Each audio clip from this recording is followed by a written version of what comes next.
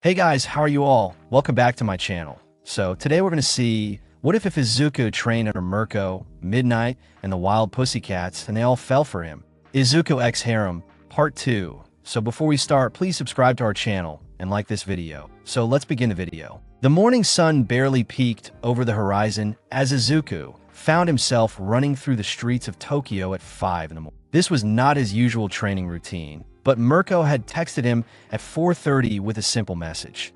Meet me at the coordinates I sent. Wear running shoes. Bring nothing else. The coordinates led him to the base of a massive outdoor staircase that connected the lower city to a hilltop shrine. Mirko stood at the bottom, already stretching, wearing a tight running outfit that made Izuku's face heat up despite the cool morning air. Morning, kid. Ready to suffer? She grinned wickedly. What exactly are we doing? Stair sprints. All the way to the top, then back down, then back up. We're doing it until you either collapse or I get bored. She started jogging in place. Oh, and we are racing. If you beat me even once, I will buy you breakfast. If I win every time, you're doing an extra training session. That does not seem fair. You are a pro hero with a quirk designed for leg strength. Life is not fair, Izuku. Now quit stalling and get ready to lose. The first sprint up the stairs was brutal. Izuku activated full cowl at 20%, his legs pumping as he took the steps 3 at a time. Mirko was right beside him, not even using her quirk, just pure physical ability, keeping pace with his enhanced speed. They reached the top simultaneously, both breathing hard. Not bad. Mirko panted, grinning. But that was just the warm-up. Ready for round 2? By the 5th sprint, Izuku's legs felt like they were on fire. By the 10th, he was seriously questioning his life choices. But Mirko was relentless, pushing him harder than she ever had before. Come on, Izuku, she called out during their 15th ascent. I have seen you fight villains without breaking a sweat. Some stairs are not going to beat you. Something in her voice, that mixture of challenge and encouragement, sparked something in him. He dug deeper, pushed harder, and for the first time that morning, he reached the top a full second before Mirko. He collapsed at the shrine entrance, chest heaving, but grinning triumphantly. I won. Mirko arrived a moment later, and instead of looking disappointed, she looked thrilled. There it is. That is what I wanted to see. You finally stopped holding back and just went for it. She dropped down next to him, and they sat together, catching their breath as the sun rose fully, painting the sky in brilliant oranges and pinks. So about that breakfast you owe me. Izuku managed between breaths. Fair is fair. Mirko stood and offered him a hand up. There's a place nearby that opens early. Best tamagoyaki in the city. They walked to the restaurant together, both still sweaty from the workout. The owner greeted Mirko by name, clearly a regular customer, and showed them to a corner booth. Your usual, Mirko? The elderly owner asked. Yeah, and whatever he wants. She gestured to Izuku. I am buying. They ordered and sat in comfortable silence for a moment. Then Mirko leaned forward, her expression serious. I need to talk to you about something. Izuku's stomach dropped. That tone never meant anything good. Okay, what is it? I got called for a mission. Big one. Probably gonna last 2 weeks, maybe I leave tomorrow. Oh.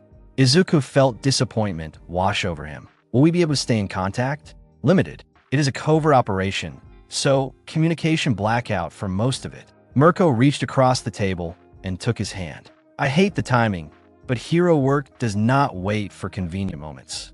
I understand. That is part of the job. I knew you would get it. That is one of the things I love about you. Mirko paused, then seemed to realize what she had said. I mean, one of the things I really like about you. But Izuku had caught it. She had said love. His heart hammered in his chest as he processed that slip. Mirko's face had gone slightly pink, a rare show of embarrassment. Look, I'm not good with feelings and declarations and all that romantic stuff. But you should know that what we have, this thing between us, it is real for me. Not just some fling or whatever. It is real for me too. Izuku squeezed her hand. And Mirko, I love you too.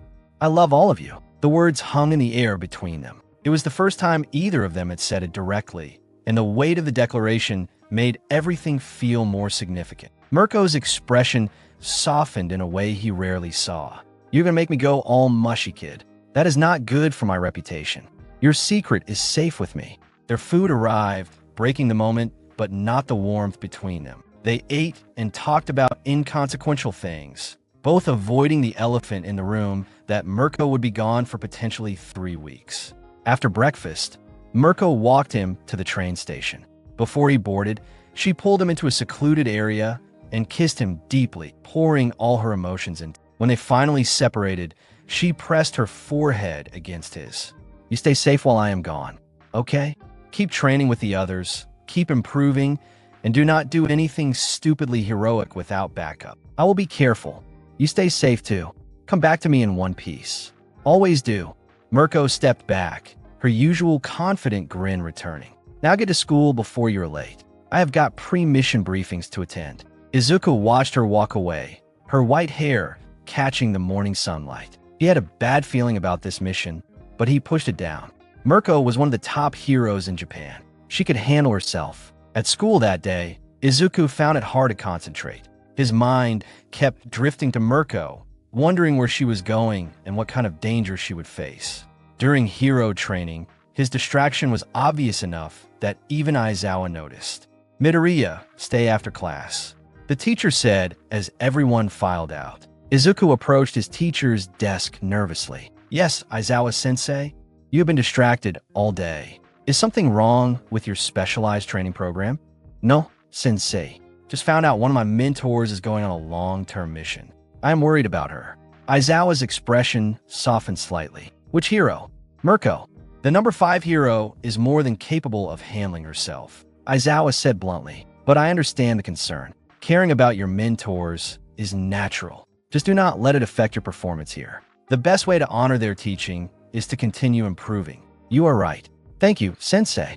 That evening, Izuku had his regular session with Midnight. When he arrived, she took one look at his face and immediately knew something was wrong. "What happened?" she asked, guiding him to sit on her office couch. "Mirko is leaving tomorrow for a long mission. 2 to 3 weeks, communication blackout," Izuku said quietly. "And I know she is incredibly capable, but I cannot help worrying." Midnight sat next to him and pulled him into a comforting embrace. "Oh, sweetheart, that is completely normal. Caring about someone means worrying when they are in danger. It is part of being in a relationship with heroes. How do you deal with it? The constant worry? You learn to trust their abilities and accept that danger is part of the job we chose." Midnight stroked his hair gently. "But it never gets easy. I still worry about every hero I care about when they're on dangerous missions." They sat like that for several minutes, Midnight just holding him while he processed his feeling. Finally, she pulled back and cupped his face. "Mirko is strong, skilled, and experienced. She will come back to us. But while she is gone, the rest of us are here for you. You are not alone in this, Izuku." "Thank you, Midnight. I do not know what I would do without all of you. Hopefully you will never have to find out." "Now," she stood and pulled him up, "we are skipping tactical training today. Instead, I'm taking you somewhere special." "Where?" "You will see." Midnight drove them to a part of the city Izuku had never been to before. They pulled up to what looked like an exclusive spa and wellness center. "We both need to relax," Midnight explained. "They have private rooms where we can get massages and just decompress. No hero work, no training, just taking care of ourselves." "Is this appropriate?" Izuku asked nervously. "Separate massage therapists in adjacent rooms with a connecting door so we can talk. Completely professional." Midnight smiled reassuringly. "Trust me, this is exactly what you need right now." She was right. The massage helped work out knots in his muscles he had not even realized were there, and being able to talk to Midnight through the open door kept him grounded. They discussed everything from hero philosophy to favorite foods, letting the conversation wander naturally. Afterward, they sat in a relaxation room with herbal tea, both feeling considerably more centered. "Thank you for this," Izuku said sincerely. "I did not realize how much tension I was carrying. Hero training is not just about physical and mental conditioning. It is also about learning to manage stress and take care of your well-being." Midnight, sip her tea. "Otherwise you burn out, and a burned-out hero is useless to everyone." "That is really wise. I have had a lot of years to learn these lessons, often the hard way." Midnight set down her cup and moved closer to him. "Can I tell you something personal?" "Always.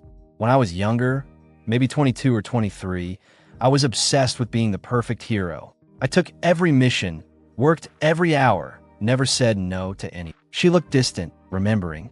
I ended up in the hospital with exhaustion, and my mentor at the time told me something I never forgot. You cannot pour from an empty cup.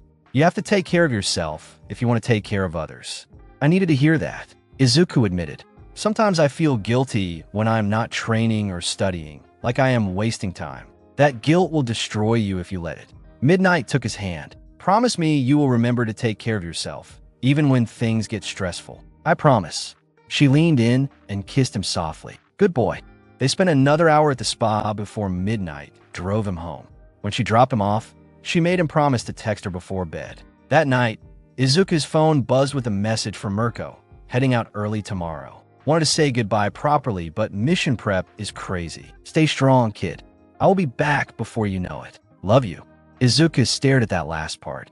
She had said it again, this time in writing where she could not claim it was a slip. He typed back, love you too. Stay safe. Come back to me. 3 dots appeared, then disappeared, then appeared again. Finally, count on it. The next 2 weeks were strange without Mirko's intense training sessions.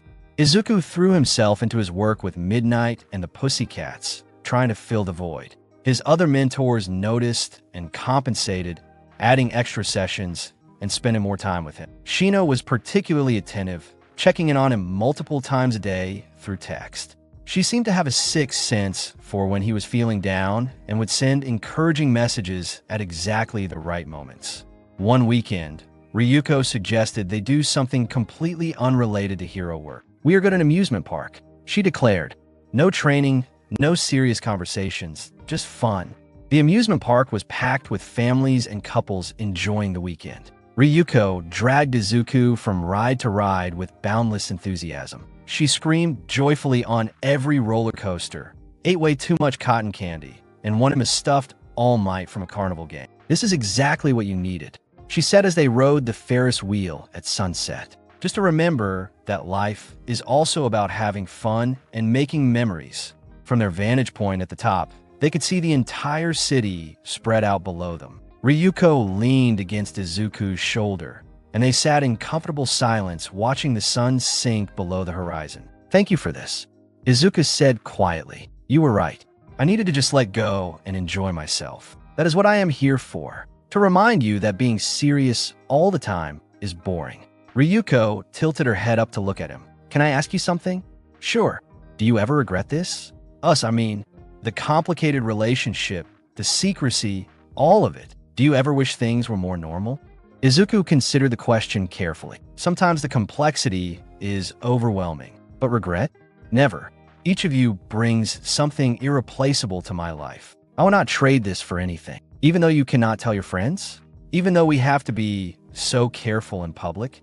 Even then, Izuku cupped her face gently. You all make me happier than I ever thought possible. That is worth any complications.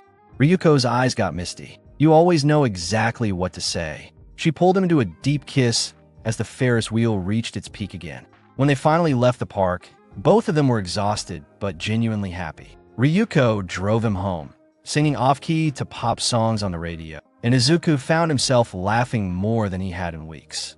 As he was getting out of the car, Ryuko grabbed his hand. Hey, Izuku, I love you. Just wanted to make sure you knew that. I love you too, Ryuko. Her smile was radiant. Good. Now get inside before your mom worries. The second week without Mirko was harder than the first.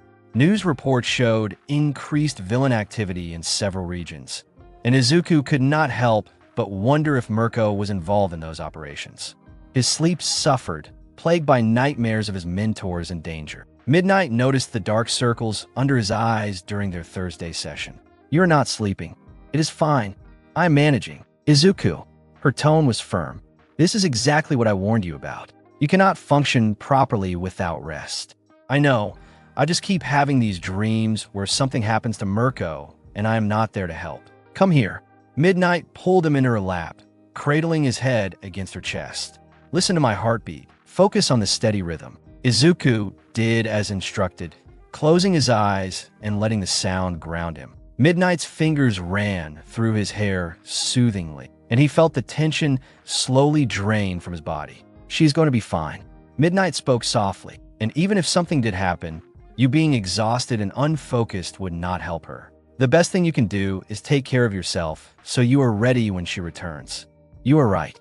I am sorry. Do not apologize. Just promise me you will try to sleep better. Maybe take some melatonin or ask Recovery Girl for something to help with the nightmares. I will. Thank you for understanding. Always, sweetheart. Midnight kissed the top of his head. Now, I think we should skip training today, too. Let us just watch a movie and relax. They ended up in Midnight's private apartment adjacent to her agency, something Izuku had not even known existed. It was surprisingly cozy, with comfortable furniture and personal touches that made it feel like a real home rather than just a hero's crash pad. They settled on her couch to watch a hero documentary, but halfway through, Izuku felt his eyelids growing heavy. The combination of Midnight's warmth beside him, the comfortable couch, and his accumulated exhaustion pulled him towards sleep. Go ahead and rest, Midnight whispered, adjusting so he could lean against her more comfortably. I'll be right here. Izuku drifted off, feeling safe and cared for. He slept deeply and without nightmare for the first time in days. When he woke several hours later, he found himself covered with a blanket, and Midnight was reading a book while playing with his hair absently. The domestic intimacy of the scene made his heart swell. Feel better? She asked, noticing he was awake. Much better. Thank you for letting me crash. Anytime, sweetheart. That is what I am here for. She set down her book. Are you hungry? I can order food. They spent the evening together, just enjoying each other's company. Midnight told him more stories from her career, and Izuku shared his anxieties about the future and his dreams of what kind of hero he wanted to be. You're going to be extraordinary, Midnight said with absolute certainty. Not just powerful, but wise and compassionate. The kind of hero who changes what it means to be a hero. I hope I can live up to that. You already are. She kissed him gently. Now, let me drive you home before your mother worries. When Izuku got home that night, his mother took one look at him and smiled. You look more relaxed. Did you have a good day? Yeah, I did. Spent time with Midnight. She helped me work through some stuff. Inko studied her son carefully. I am glad you have people you can turn to when things are difficult. Just remember that I'm always here too, if you need to talk. I know, Mom. Thank you. That weekend, Shino invited Izuku to the mountain facility for what she called a mindfulness and meditation session. When he arrived, he found the training area transformed with cushions, incense, and soft music playing. Today, we are working on mental discipline and emotional regulation. Shino explained, these are skills that will serve you well, both in combat and in life. They spent hours practicing different meditation techniques, breathing exercises, and visualization methods. Shino's calm presence and patient instruction made it easy to learn, and Izuku found himself genuinely enjoying the process. Your mind is like a muscle, Shino said during a break. You train your body constantly, but your mental and emotional well-being deserve the same attention and care. I never thought about it that way. Most young heroes do not. They focus entirely on physical prowess and quirk development, then wonder why they struggle with the psychological demands of hero work. Shino moved to sit beside him. You are ahead of the curve because you are willing to work on all aspects of yourself. That is because I have amazing teachers who care about my complete development. Shino smiled warmly. We care about you as a whole person, not just as a student or future hero. As the sun began to set, Ryuko arrived with dinner for all three of them. They ate together on the outdoor deck, watching the stars come out. This is nice, Izuku said contentedly. Just being here with you both, no pressure or expectations. Just existing together. We should do this more often. Ryuko agreed, like a regular thing where we all just hang out and relax. I would like that. Shino took Izuku's hand on one side, while Ryuko took the other. These moments are precious. They sat like that until the mountain air grew too cold, then moved inside. Ryuko insisted on a movie night, and they piled together on a large couch with blankets and snacks. Halfway through the film, Izuku realized he was completely relaxed, sandwiched between two women he loved, feeling utterly content. His anxiety about Mirko was still there, but it had faded to a manageable background concern rather than the consuming worry it had been. Thank you both, he said suddenly, for taking such good care of me while Mirko is gone. We are a team, Shino said simply. We take care of each other. Plus, Ryuko added, we like having an excuse to spend extra time with you. As they drove him home later that night, Izuku's phone buzzed with a message. His heart leaped when he saw it was from Mirko. The message was brief, Mission successful. Coming home tomorrow. Miss you, kid. Izuku's whoop of joy made both Shino and Ryuko jump. She is okay. She's coming home tomorrow. That is wonderful, Shino said, genuine relief in her voice. See? I told you she would be fine. Ryuko reached back from the driver's seat to pat his knee. Mirko is too stubborn to let anything bad happen to her. That night, Izuku sent messages to all 4 women in their group chat. Mirko is coming home tomorrow. Can we all meet up this weekend to celebrate? The responses came quickly. Midnight, absolutely. I will arrange something special. Shino, that sounds lovely. I'm so relieved she is safe. Ryuko, party time. I will bring snacks. Mirko, you guys are ridiculous. But yeah, I want to see everyone. Miss you all. Izuku fell asleep with a smile on his face, his heart lighter than it had been in 2 weeks. The next day dragged interminably. Izuku could barely focus in class, constantly checking his phone for updates. Finally, during lunch, Mirko texted, just landed, heading home to shower and sleep. See you tomorrow at the mountain facility. All of you. 1 p.m.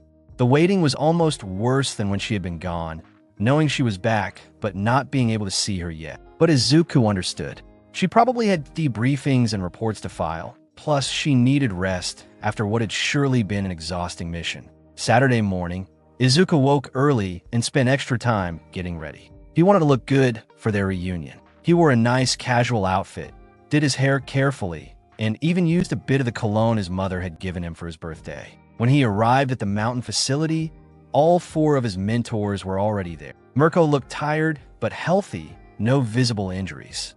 The moment she saw him, her face lit up. Izuku. She strode over and pulled him into a crushing hug. Damn, I missed you, kid. I missed you too.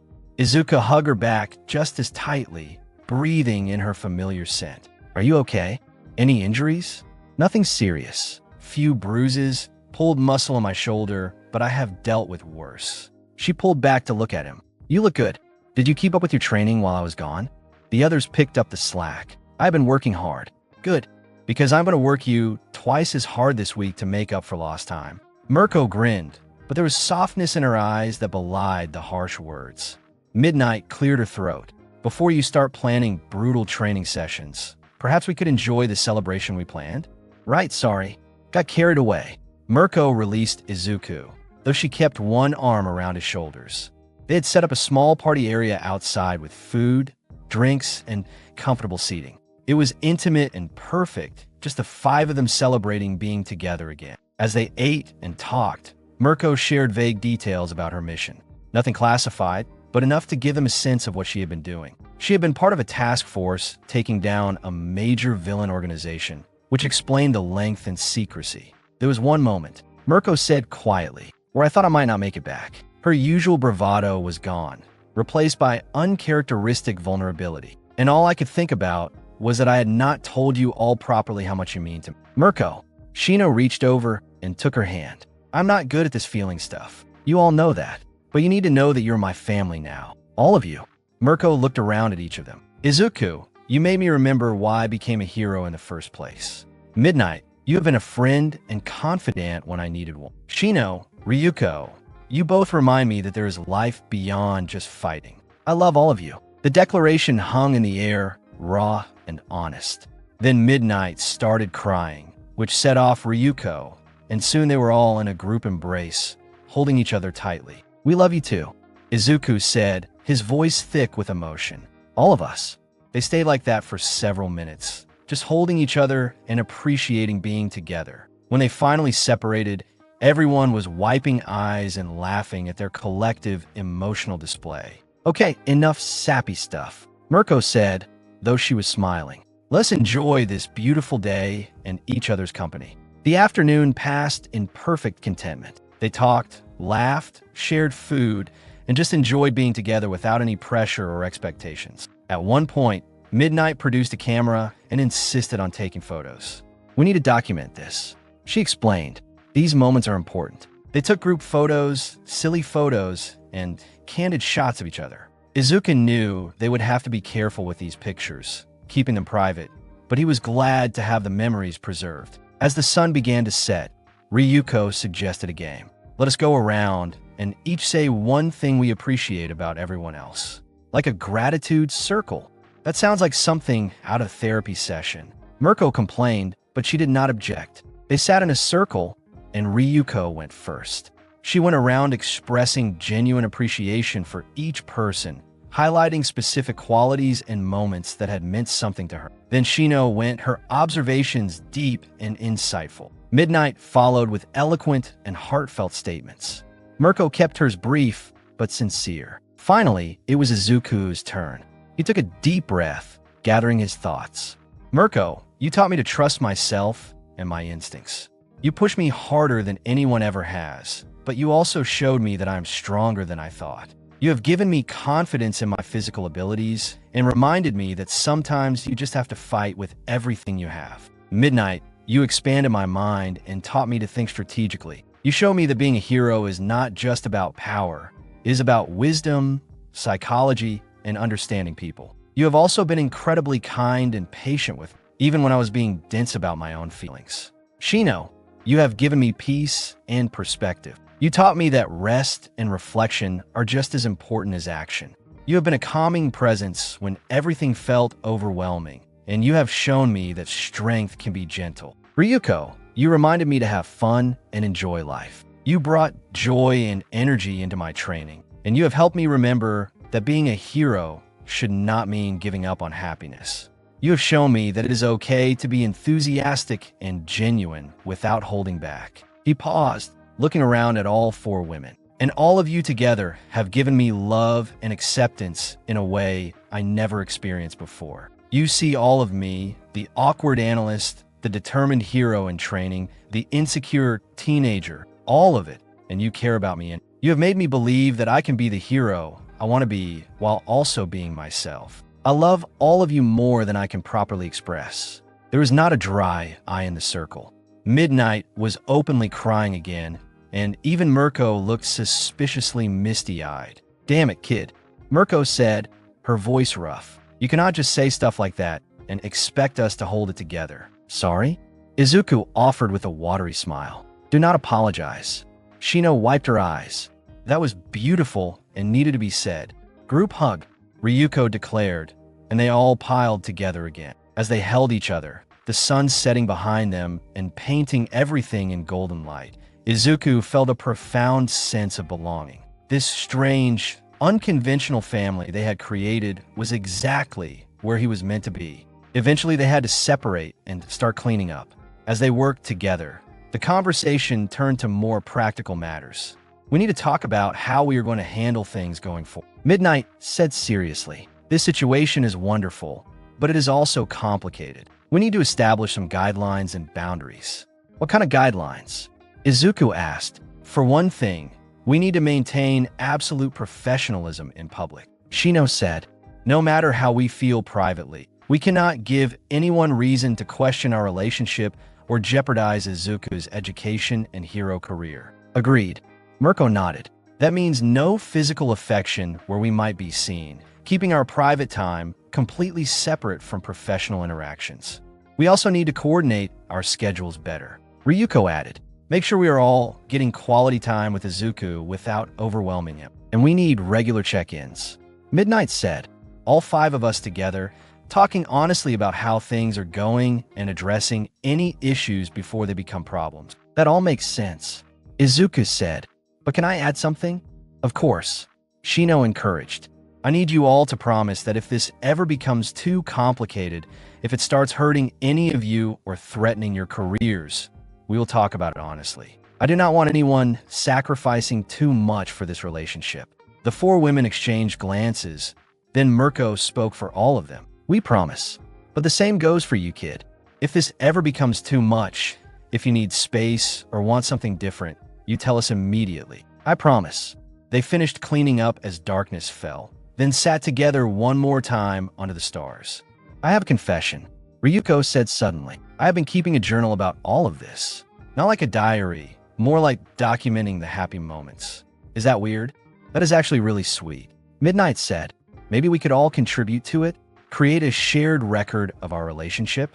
I like that idea. Shino agreed. Something we can look back on years from now. Years from now. Izuku repeated, testing how that sounded. You all really think this can last that long? Why not? Mirko challenged. We are all committed, we communicate well, and we genuinely care about each other. Those are the foundations of any good relationship, conventional or not. She is right. Midnight took Izuku's hand. This might be unconventional, but that does not mean it cannot work. We just have to be intentional about it. And we are. Shino took his other hand. All of us are choosing this every day. Plus, Ryuko added cheerfully, we are all too stubborn to let it fail. They laughed, the tension breaking. They stayed on the mountain until late, talking about everything and nothing, just enjoying being together. When it was finally time to leave, each woman said goodbye to Izuku privately. Mirko kissed him fiercely, promising to make up for lost time in their next training session. Midnight kissed him tenderly, reminding him to sleep well. Shino kissed him gently, her calm presence soothing. Ryuko kissed him enthusiastically, already making plans for their next date. On the train ride home, Izuku reflected on how far he had come. A few months ago, he had been just a student with a powerful quirk and big dreams. Now he was in a relationship with 4 incredible women. His skills had grown exponentially, and he felt more confident in himself than ever before. His phone buzzed with a message in the group chat. Midnight had sent one of the photos from earlier, all 5 of them laughing together, looking genuinely happy. Midnight, let us make sure we have many more moments like this.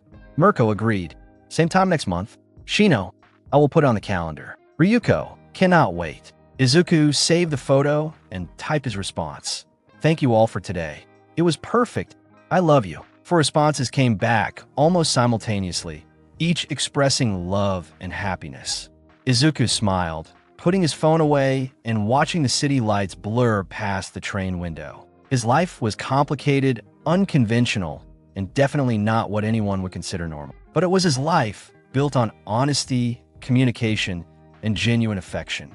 And he would not trade it for anything. When he got home, his mother was waiting up for him. She took one look at his face and smiled. Good day? The best. Mirko was back safe, and we all spent time together. It was really special. Inko hugged her son. I am glad you are happy, Izuku. That is all I have ever wanted for you. I am, Mom. Izuku hugged her back. I really am. That night, as Izuku prepared for bed, he looked at the photo Midnight had sent one more time. 5 people who loved each other, supporting each other through the complications and challenges of hero life. He had no idea what the future held. There would undoubtedly be challenges ahead, moments where the unconventional nature of their relationship caused problems. But they would face those challenges together with honesty and communication and love. And that was enough. Izuku set his phone on his nightstand and closed his eyes, a smile on his face and warmth in his heart. Tomorrow would bring new training, new challenges, and new opportunities to grow. But tonight, he would just rest in the knowledge that he was loved and valued by 4 incredible women who saw all of him and chose him anyway. Life was good, and it was only going to get better. The autumn leaves painted the UA campus in brilliant shades of red and gold as Izuku jogged across the grounds toward the main building. It had been 3 weeks since Mirko's return, and life had settled into a new rhythm that somehow felt both exhilarating and precarious. His phone buzzed with a message from the group chat as he entered the building. Mirko, do not forget extra conditioning tonight. You have been slacking on core work. Midnight, be nice to him. He has exams coming up. Ryuko, good luck on your test today. Izuku, you're gonna ace it. Shino, remember to breathe and trust your preparation.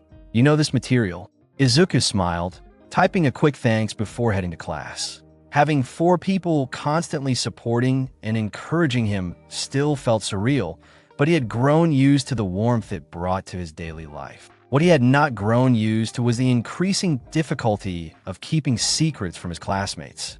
Deku, Uraraka bounded up to him as he entered the classroom. Want to study together after school? A bunch of us are hitting the library for the Hero Law exam. Izuku felt his stomach drop. He had training with Midnight scheduled for that afternoon, followed by dinner that they had planned weeks ago. Sorry, Uraraka. I have my specialized training this afternoon. You always have training lately, she said, and there was a hint of something in her voice that might have been hurt. We barely see you anymore outside of class. I know, and I am sorry. It is just that the program is really intensive and the scheduling is complicated. Izuku tried to explain without revealing too much. Maybe this weekend we could all hang out? You said that last weekend too, then cancel because of training. Uraraka's smile had faded slightly. Is everything okay, Deku? You seem really distracted lately. Before Izuku could respond, Ito walked over with his characteristic chopping hand gestures. Midoriya, I have noticed your recent pattern of declining social invitations with your classmates. While I understand your specialized training is important, maintaining peer relationships is also crucial for hero development. I know, Ida. I'm trying to balance everything. It is just harder than I expected. Todoroki approached as well, his heterochromatic eyes studying Izuku carefully. You look tired. Are you sleeping enough? Mostly. Izuku hedged. Sometimes training runs late. This is concerning. Ida adjusted his glasses. Perhaps we should speak with Aizawa-sensei about the demands of your specialized program if it is affecting your well-being. No, Izuku said too quickly, then try to recover. I mean, it is fine, really. I am handling it. I just need to get better at time management. His three friends exchanged looks that clearly communicated they did not believe him. But thankfully the bell rang and Aizawa entered, saving Izuku from further interrogation. Throughout the morning classes, Izuku found his mind wandering. His friends are not wrong. He was exhausted from balancing training, schoolwork, and maintaining four separate romantic relationships. His social life with his classmates had essentially evaporated, and he was constantly making excuses for his absences. But every time he thought about scaling back his time with his mentors, his heart rebelled. He loved them, all of them, and the thought of seeing them less was unbearable. During lunch, Izuku sat with his usual group, but he was quieter than normal, picking at his food while his mind spun with concerns. Midoriya, Todoroki said quietly, leaning closer so others would not hear. If something is wrong, you can tell us. We are your friends. I know, and I appreciate that. Izuku managed to smile. I am just stressed about exams and training. Nothing I cannot handle. Todoroki did not look convinced, but he dropped the subject. That afternoon, Izuku rushed from class to Midnight's training facility, arriving slightly out of breath. She was waiting in her office, and her expression immediately shifted to concern when she saw him. You look frazzled. What happened? Just a long day. My friends are starting to notice how much time I'm spending away from them. Izuku collapsed into a chair. Uraraka asked why I keep declining study sessions, and Ida is worried about my well-being. Midnight came around her desk and perched on the edge in front of him. That was bound to happen eventually. You cannot maintain this pace indefinitely without people noticing. I know. I just do not know what to tell them. I cannot exactly explain the real reason I am so busy. No, you cannot. Midnight reached out and took his hand. Izuku, we need to have a serious conversation about sustainability. This relationship, as wonderful as it is, requires a lot of time and energy. Maybe we need to adjust our schedule. Are you saying we should see each other less? Izuku felt panic rising in his chest. I am saying we need to be realistic about what you can handle. You are 16 in one of the most demanding hero programs in the country, with specialized training on top of that, and trying to maintain romantic relationships with 4 different women. That would be overwhelming for anyone, let alone a teenager. I can handle it, Izuku insisted. I do not want to see any of you less.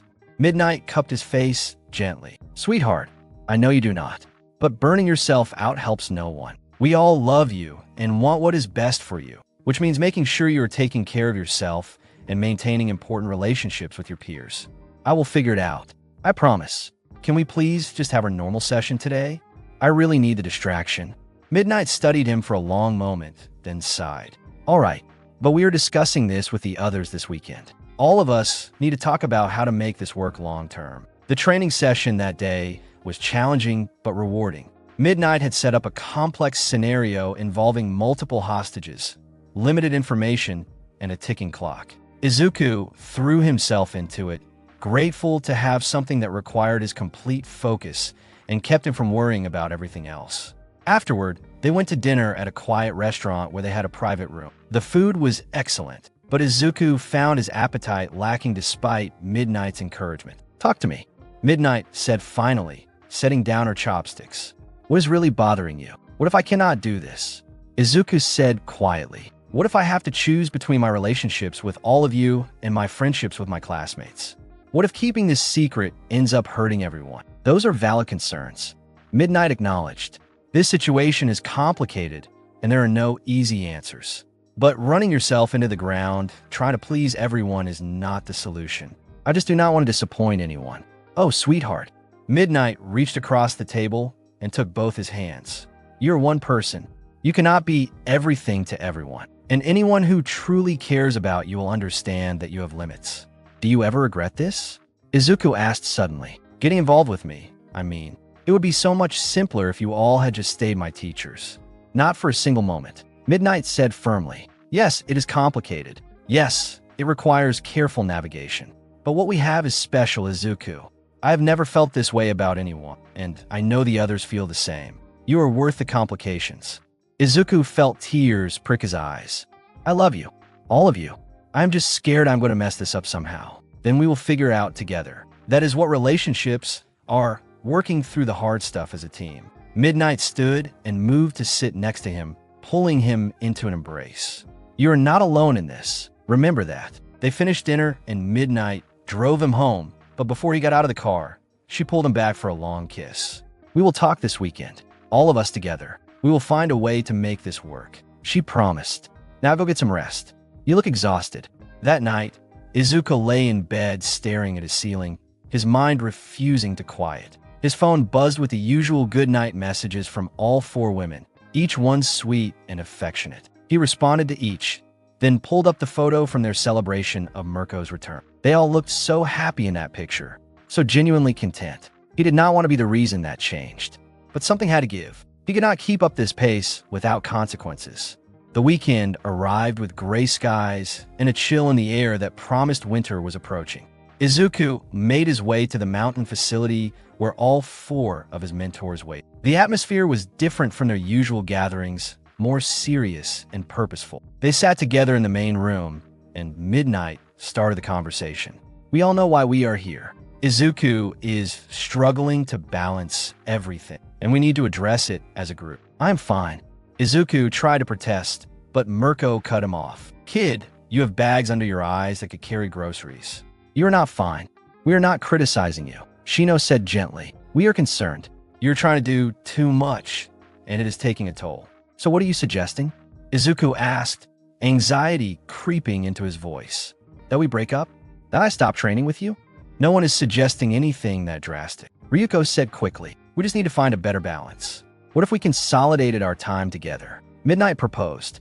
Instead of 4 separate training sessions and 4 separate dates. What if we did more group activities? That way Izuku gets time with all of us, but without the scheduling nightmare. But I like our one-on-one time. Ryuko said, looking disappointed. That is when I feel like I really get to know him. I agree. Mirko crossed her arms.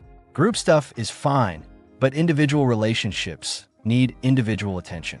Then maybe we alternate, Shino suggested. Group activities 1 week, individual time the next. That cuts down on scheduling while still maintaining personal connections. And maybe we scale back the training intensity slightly. Midnight added, not eliminate it, but make it more efficient so Izuku has time for his schoolwork and friends. Wait, Izuku stood up, feeling overwhelmed. Can I say something? Everyone fell silent, turning their attention to him. I appreciate that you are all trying to help. I really do, but I feel like I'm being managed right now, like I am a problem that needs solving. He ran a hand through his hair in frustration. I know I'm tired.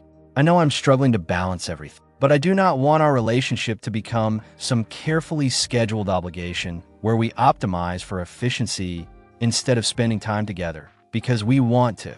That is not what we're trying to do. Midnight said softly. Is it not though? Izuku's emotions were bubbling over, months of stress and pressure finally breaking. You are all talking about consolidating time and alternating schedules like I am a work project. What happened to just being together because we care about each other? We do care about you. Shino stood and approached him. That is exactly why we are having this conversation. We can see that you are burning out, and we want to help before it becomes a real problem. Maybe the problem is that this is impossible, Izuku said, the words spilling out before he could stop them. Maybe 4 relationships is too many for anyone to handle, especially someone who is also trying to become the #1 hero. The room fell silent. Izuku immediately regretted his words, seeing the hurt flash across all 4 faces. I am sorry, he said quickly. I did not mean that. I am just stressed and tired and I am taking it out on you when you're trying to help." "No," Mirko said firmly. "You're allowed to feel overwhelmed. You're allowed to question if this is working. That is healthy communication, not something to apologize for." She walked over and placed her hands on his shoulders, looking directly into his eyes. "Here's what I think. This situation is hard, really hard. We are asking a 16-year-old kid to manage relationships that would challenge most adults. That is not fair to you, and we need to acknowledge that." Izuku felt tears building. "I don't want to give any of you up. I love all of you, and we love you." Midnight joined them. But love also means being honest about when things are not working and being willing to make changes. "What if we took a step back?" Shino suggested carefully. "Not breaking up, but maybe putting less pressure on the romantic aspects and focusing more on mentorship for a while. Let things develop more naturally instead of trying to maintain 4 full relationships simultaneously." "No," Ryuko said firmly, surprising everyone. "I am sorry, but no. We already did the whole dance of pretending we did not have feelings. It did not work then, and it will not work now." She walked over to Izuku and took his hands. "What we need is not less relationship. What we need is more support." "What do you mean?" Izuku asked. "I mean, we need to tell someone. Not the whole world, but maybe All Might. Or your mom needs to be more involved. You are carrying this huge secret, and it is eating at you." Ryuko looked around at the others. "He needs people he can talk to about this who are not us." "That is actually not a bad idea," Midnight said thoughtfully. "Izuku's mother knows, but she is not exactly supportive. If we could get All Might's blessing, or at least his understanding, that might relieve some of the pressure." "All Might will kill me," Izuku said flatly. "Or he will kill all of you, or both." Mirko snorted. "I would like to see him try. But seriously, kid, he knows you better than anyone. If we explain the situation honestly, he might surprise you. And if he does not, if he demands we end this, then we deal with that when it happens."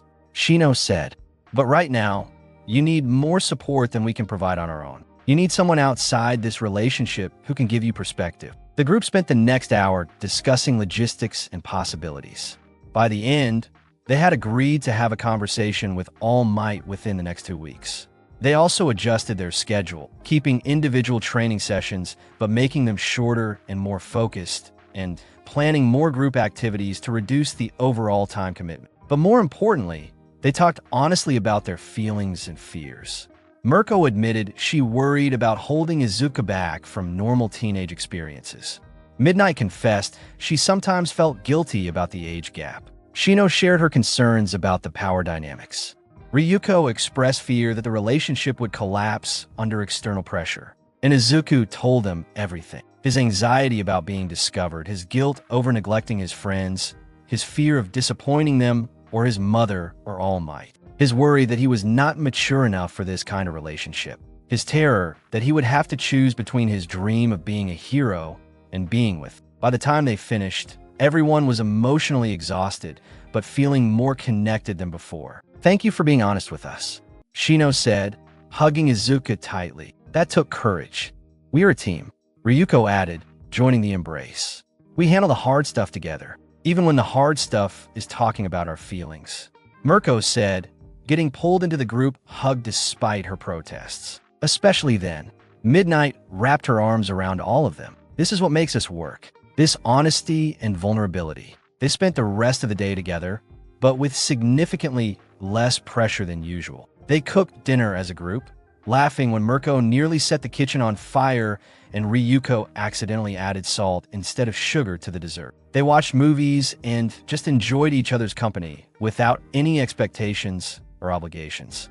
As evening approached and Izuku prepared to leave, each woman pulled him aside privately. Mirko went first, taking him out to the deck. "Hey kid, I know today was rough, but I'm proud of you for speaking up. That took guts. I am sorry I snapped at everyone. Do not be. We needed to hear it." Mirko leaned against the railing, looking out at the darkening mountains. "I have been thinking a lot about what you said, about whether this is possible. And here is what I have decided. It is possible if we make it possible. We just have to be willing to fight for it." "You really think so?" "I do not do anything halfway, Izuku. When I commit fully. And I am committed to this, to us, to making it work no matter how complicated it gets." Mirko turned to face him. "But I need you to promise me something." "What?" "Promise that you will keep being honest with us, even when it is hard." even when you think it might hurt our feelings. We cannot fix problems we do not know about. I promise. Izuku said sincerely. Good. Now come here. Mirko pulled him into a tight hug, then kissed him deeply. Remember that I love you, okay? Even when things get tough, that does not change. Midnight was next, pulling him into her office. Sit with me for a minute. They sat together on her couch, and Midnight took his hand. I want to apologize. For what? For not recognizing how much pressure we were putting on you. I pride myself on reading people and situations, and I missed how much you were struggling. That was my failure as both a mentor and a partner. You did not fail. I was hiding it pretty well. That is not an excuse. Midnight squeezed his hand. Going forward, I want you to know that my door is always open. Not just as your girlfriend, but as someone who cares about your well-being. If you need to vent or cry, or just sit in silence, I am here. Thank you. That means a lot. And Izuku? Midnight turned to face him fully. Whatever happens with All Might or anyone else, whatever challenges we face, I want you to know that you are the best thing that has happened to me in years.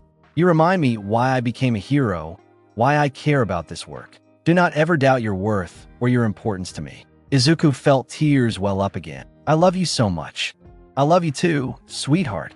Now, let me walk you to the others before you make me cry again. Shino was waiting in the meditation room, sitting peacefully with her eyes closed. When Izuku entered, she opened them and patted the cushion next to her. Sit with me for a moment. They sat together in comfortable silence for several minutes. Then Shino spoke. I use my telepathy carefully because I respect people's mental privacy. But sometimes I can sense emotions even without deliberately reading thoughts. Today, I felt your turmoil so strongly it hurt my heart. I am sorry. Do not apologize. I am glad I could feel it because it means you are being genuine with us. Shino took his hand. I want you to understand something, Izuku. We entered this relationship knowing it would be complicated. We chose you fully aware of the challenges. You do not need to protect us from difficulties or shield us from your struggles. We can handle it. I just do not want to be a burden. You are not a burden. You are a person we love who is going through a challenging time. There's a difference. Shino squeezed his hand. Please trust us enough to lean on us when you need to. I will try. That is all I ask. Shino pulled him into a gentle hug. You're going to be okay, Izuku.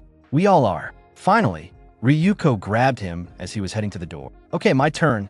She dragged him outside where the stars were just beginning to appear. Do you remember the first time we watched fireworks together? Of course. That was when everything started to change between us. Exactly. And do you remember what I said? About figuring things out together? Ryuko bounced on her toes with characteristic energy. That is still true. We are figuring this out as we go, and sometimes we're going to make mistakes or hit rough patches.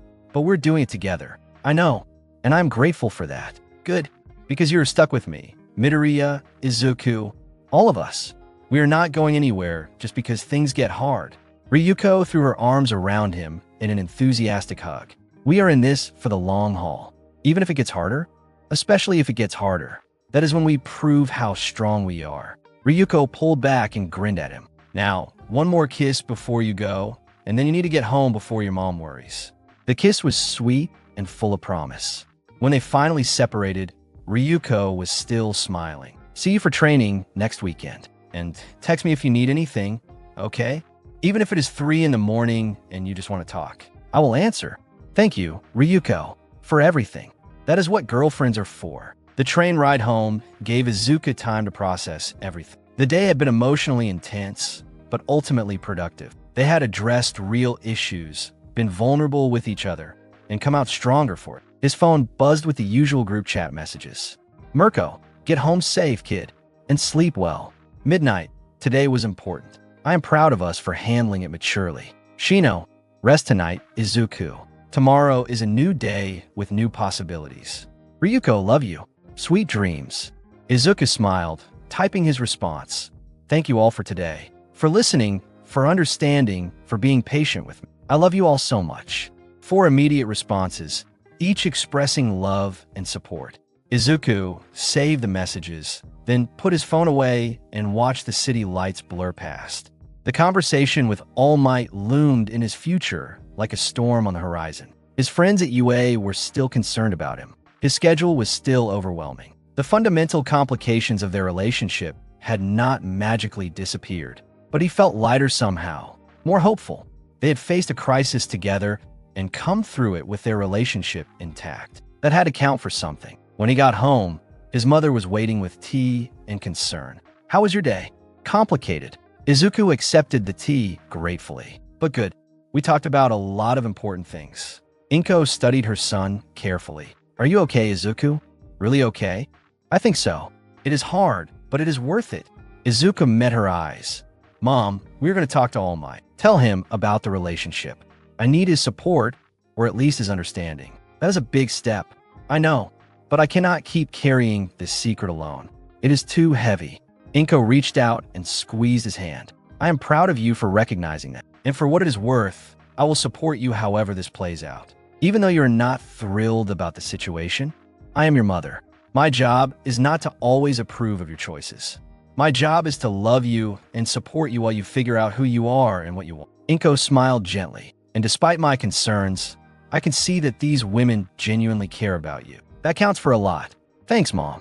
Izuku hugged her tightly. "I do not know what I would do without you. Fortunately, you will never have to find out." That night, Izuku slept better than he had in weeks. There were still challenges ahead, still difficult conversations to be had. But he was not facing them alone. He had 4 incredible women who loved him, a mother who supported him, and friends who cared about him even when he was being distant. And soon, he would know if All Might could accept this unconventional path he had chosen. Whatever happened, at least he would face it honestly and with the people he loved by his side. That was enough to give him hope for whatever came next. The next week passed in a strange state of suspended anticipation. Izuku had sent All Might a message asking for a private meeting, something important he needed to discuss. His mentor had agreed immediately, suggesting they meet at their usual training beach on Saturday afternoon. Now, as Saturday approached, Izuku found his anxiety mounting with each passing hour. He had discussed strategy with his 4 mentors, rehearsed what he would say, and mentally prepared for every possible reaction. But none of it made him feel ready for this conversation. Friday evening, Izuku sat in his room, trying to focus on homework when his phone rang. It was Mirko, video calling, which was unusual since she normally preferred text. He answered to find all 4 of his mentors squeezed in a frame together, clearly at Midnight's apartment based on the background. "Intervention time, kid," Mirko announced without preamble. "You have been spiraling all week, and we are putting a stop to it. We wanted to check in before tomorrow." Midnight added, her voice gentle. "How are you feeling?" "Terrified," Izuku admitted. "What if he is so disappointed in me that he takes back One for All? What if he never wants to speak to me again?" "That is not going to happen," Shino said firmly. "All Might cares about you too much to abandon you over this." "But what if he makes you all stop training me? What if this ruins everything? Then we will figure out together," Ryuko said with characteristic optimism. "But you are catastrophizing, Izuku. You do not know how he will react yet." "Listen, kid." Mirko leaned closer to the camera. "I know All Might. We have worked together for years. He's a lot of things, but he is not unreasonable. If we explain this honestly and maturely, he will listen. And if he does not approve?" Izuku pressed. "What then?"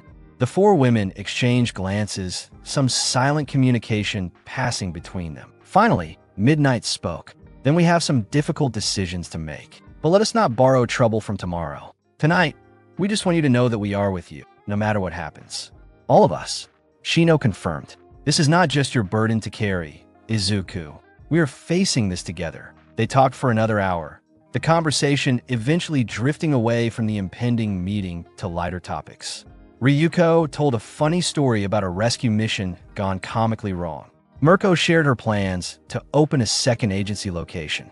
Midnight discussed a new tactical course she was developing. Shino described the meditation retreat she was planning. By the time they ended the call, Izuku felt calmer. His anxiety had not disappeared, but it felt more manageable knowing he had their support. That night, he pulled out his hero analysis notebook and wrote down everything he wanted to say to All Might. Not to memorize like a script, but to organize his thoughts and ensure he did not forget anything important in the moment. When he finally went to bed, he dreamed of standing before All Might in his hero form. That broad smile, turning to disappointment as Izuku confessed his secret. He woke several times throughout the night, his heart racing, before finally giving up on sleep around 5 in the morning. He spent the early morning hours training, pushing his body through exercises to burn off nervous energy. By the time he needed to get ready for the meeting, he was physically exhausted but mentally sharp. His mother made him a large breakfast despite his protest that he could not eat.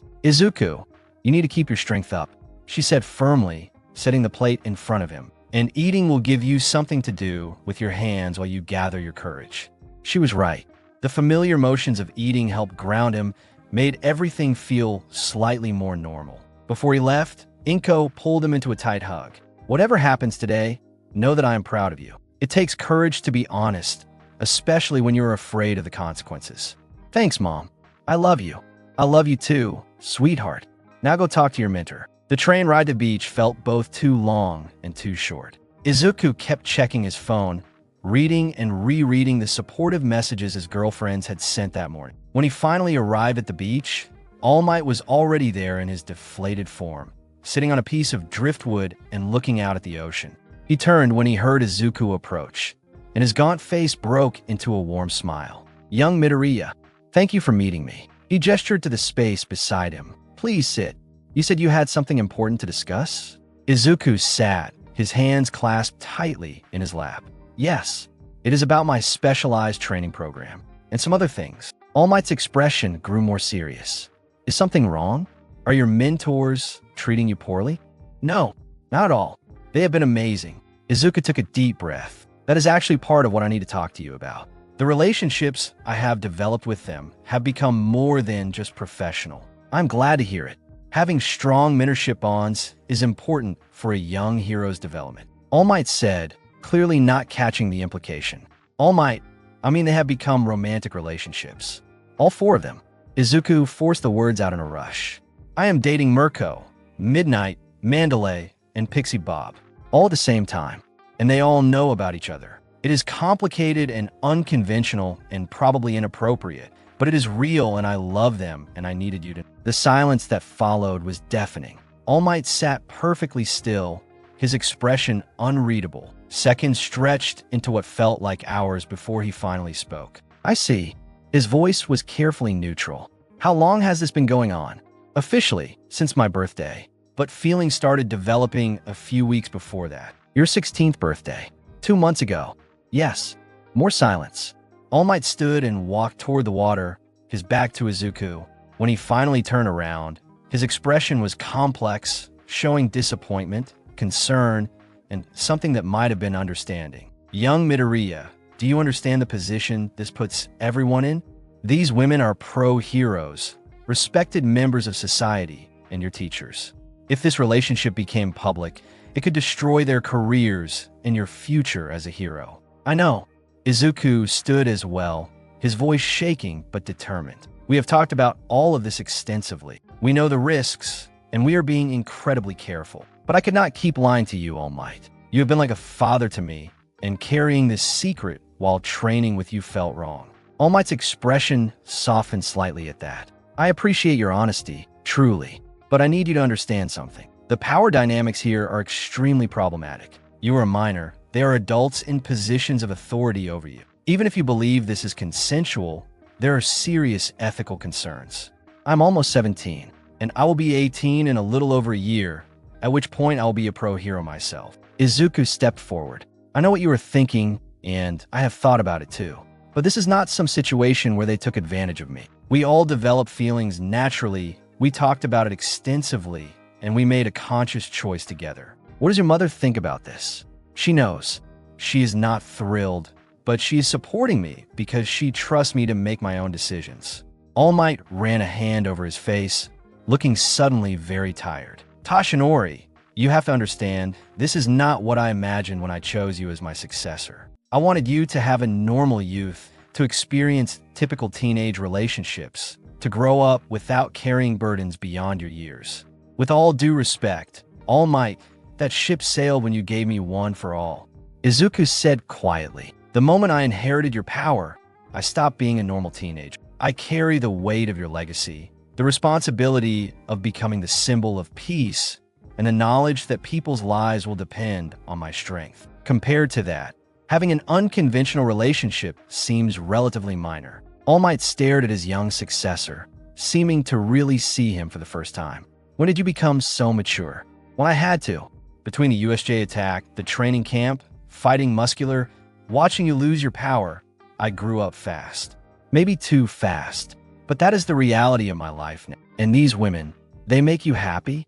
Yes, genuinely happy. They challenge me, support me, and help me become a better person and hero. Each of them brings something unique and valuable to my life. All Might was quiet for a long moment, clearly wrestling with conflicting emotions. Finally, he spoke. I cannot say I approve of this situation. The age gap, the power dynamics, the potential consequences, all of it concerns me greatly. Izuku felt his heart sink, but All Might held up a hand. However, he continued, I can see that you have thought this through carefully, and I trust these women. I have worked with all of them, and I know they're honorable heroes who would not deliberately harm you. He walked back over and placed a hand on Izuku's shoulder. I do not like this, young Midoriya, but I respect your honesty in telling me, and I will not stand in your way. Really? Izuku felt tears prick his eyes. You are not going to make them stop training me? No, that would only drive you to hide things from me again, and communication is too important. All Might's expression was serious. But I need you to promise me something. Anything. If at any point this relationship starts to negatively impact your hero training, your education, or your well-being, you will tell me immediately. And you will also promise that when you turn 18, you will reevaluate this arrangement with clear eyes and make sure it is still what you want. I promise. And one more thing. All Might's grip on his shoulder tightened slightly. I want to speak with these women myself. All 4 of them. If they're going to be this involved in your life, I need to look them in the eye and make sure they understand the responsibility they have taken on. That is fair. What do you want to meet with them? Soon. This week, if possible.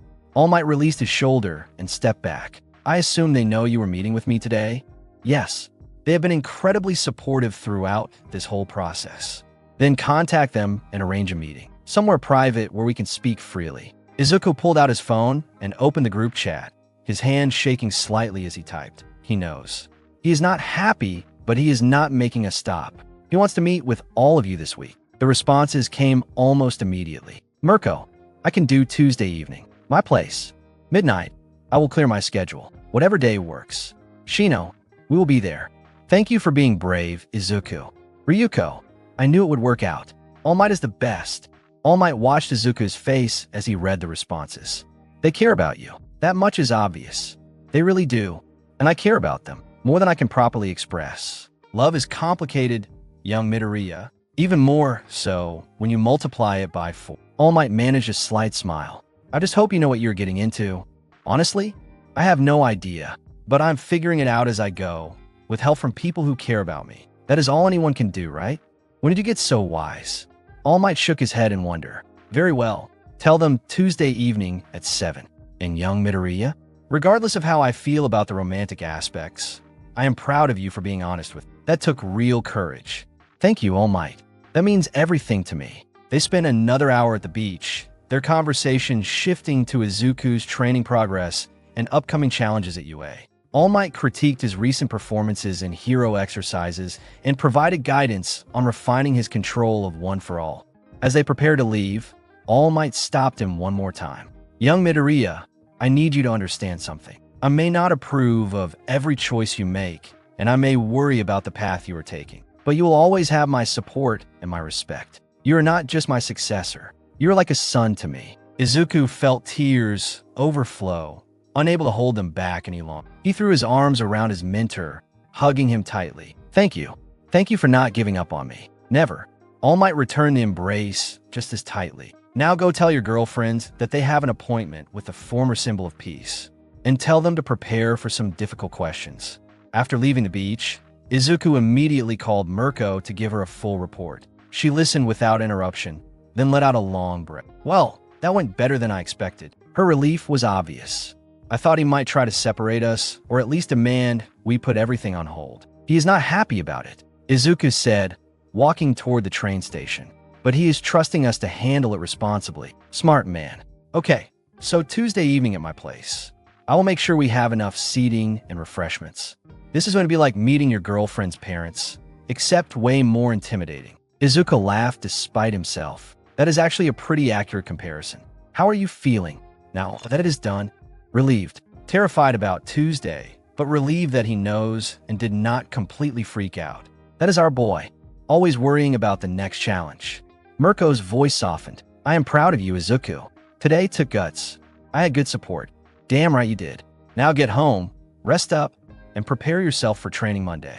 Just because we had an emotional weekend does not mean I'm going easy on you. I would not expect anything less. That evening, the group chat exploded with messages as everyone processed the news and prepared for Tuesday's meet. They discussed strategy, what they would say, how they would present themselves. Midnight, with her years of experience in professional settings, took charge of organizing their approach. We need to present a united front. She typed, show All Might that we have thought this through and are taking it seriously. No jokes, no making light of the situation. He needs to see that we respect the gravity of what we are doing. Agreed, Shino responded. We should also be prepared to answer difficult questions, honestly. He's going to push us, and we need to demonstrate that we can handle scrutiny. What if he asks about our long-term plans? Ryuko asked, like whether we expect this to continue after Izuku graduates. Then we tell him the truth. Mirko typed that we are committed to this relationship and plan to navigate the challenges together, whatever they may be. The conversation continued for hours, covering every possible scenario and question. By the time they finally said goodnight, Izuku felt more prepared but also more nervous. Monday's training with Mirko was intense, as promised. She pushed him harder than usual, forcing him to dig deep and use everything he had learned. But there was also an underlying current of support, her praise coming more freely and her corrections gentler than normal. During a water break, she sat next to him and bumped his shoulder. You're doing great, kid. Not just with training, but with everything. I know this weekend was tough. It was worth it, though. Now I do not have to hide anything from All Might. That is important. Secrets have a way of poisoning relationships. Mirko took a long drink. Are you ready for tomorrow? As ready as I can be. What about you? Are you nervous? Me? Nervous? Mirko scoffed, but then her expression sobered. Yeah, okay, I'm a little nervous. All Might's opinion matters, and I do not want him thinking I'm taking advantage of you or being irresponsible. He would not think that. You are one of the most honorable heroes I know. Mirko looked at him with surprising vulnerability. You really think that? I know that. Izuku took her hand. You are fierce and strong and completely authentic. Those are some of the things I love most about you. Stop being so sweet or I'm going to get all emotional, and that is not good for my reputation. But Mirko squeezed his hand and did not let go for several minutes. That evening session with Midnight had a similar undertone. They worked through tactical scenarios as usual, but during their breaks, they talked about the upcoming meeting. I have been in a lot of high-pressure situations over my career, Midnight said, sitting next to him on her office couch. Villain attacks, hostage situations, complex rescues. But somehow, sitting down with All Might to discuss my relationship with his protege feels more nerve-wracking than all of those combined. Why? You have known him for years. Because this is personal, not professional. I'm not worried about him questioning my abilities as a hero. I am worried about him questioning my character and my intentions towards someone he cares deeply about. Midnight took Izuku's hand. What if he thinks I'm not good enough for you? That is impossible. You are incredible, Midnight. Anyone would be lucky to be with you. You are biased. She smiled, though her eyes were still worried. But thank you for saying it. They spent the rest of the evening curled up together on her couch, finding comfort in each other's presence. Midnight stroked his hair while he rested his head on her shoulder, and they talked about everything and nothing until it was time for Izuku to head home. At the door, Midnight pulled him into a long kiss. Whatever happens tomorrow, know that I am not going anywhere. I am committed to this, to us completely. I know. I love you. I love you too, sweetheart. Now get home and sleep well. Tomorrow we face the music together. Tuesday arrived with cloudy skies that matched Izuku's mood. School dragged interminably, his mind constantly drifting to the evening's meeting. His friends noticed his distraction, but had stopped asking about it, clearly giving up on getting straight answers. After classes ended, Izuku changed into nice, casual clothes, wanting to look presentable but not overly formal. He met All Might at the train station, and they rode together to Mirko's agency intense silence. "Are you nervous, young Midoriya?" All Might asked as they approached the building. "Terrified, but I trust everyone involved to handle this maturely." "That is good, because I plan to be very direct with them. They need to understand the responsibility they have taken on." Mirko's agency was in a quieter area than Izuku expected, the building itself modern and well-maintained. She met them at the entrance in civilian clothes, her usual confident demeanor slightly subdued. "All Might." She greeted him with a formal bow. "Thank you for coming." "Mirko." All Might returned the bow. "Shall we?" She led them to a private conference room where the other three women waited. The atmosphere was heavy with tension as everyone took seats around the large table. Izuku sat at one end with All Might at the other, the four women arranged along the sides. All Might looked at each woman in turn, his expression serious and intimidating despite his skeletal form. "Thank you all for agreeing to meet with me. I'm sure you know why we are here." "We do." Midnight spoke first, her voice calm and professional. "You want to ensure that our relationship with Izuku is appropriate and not harmful to him. That is part of it." All Might leaned forward.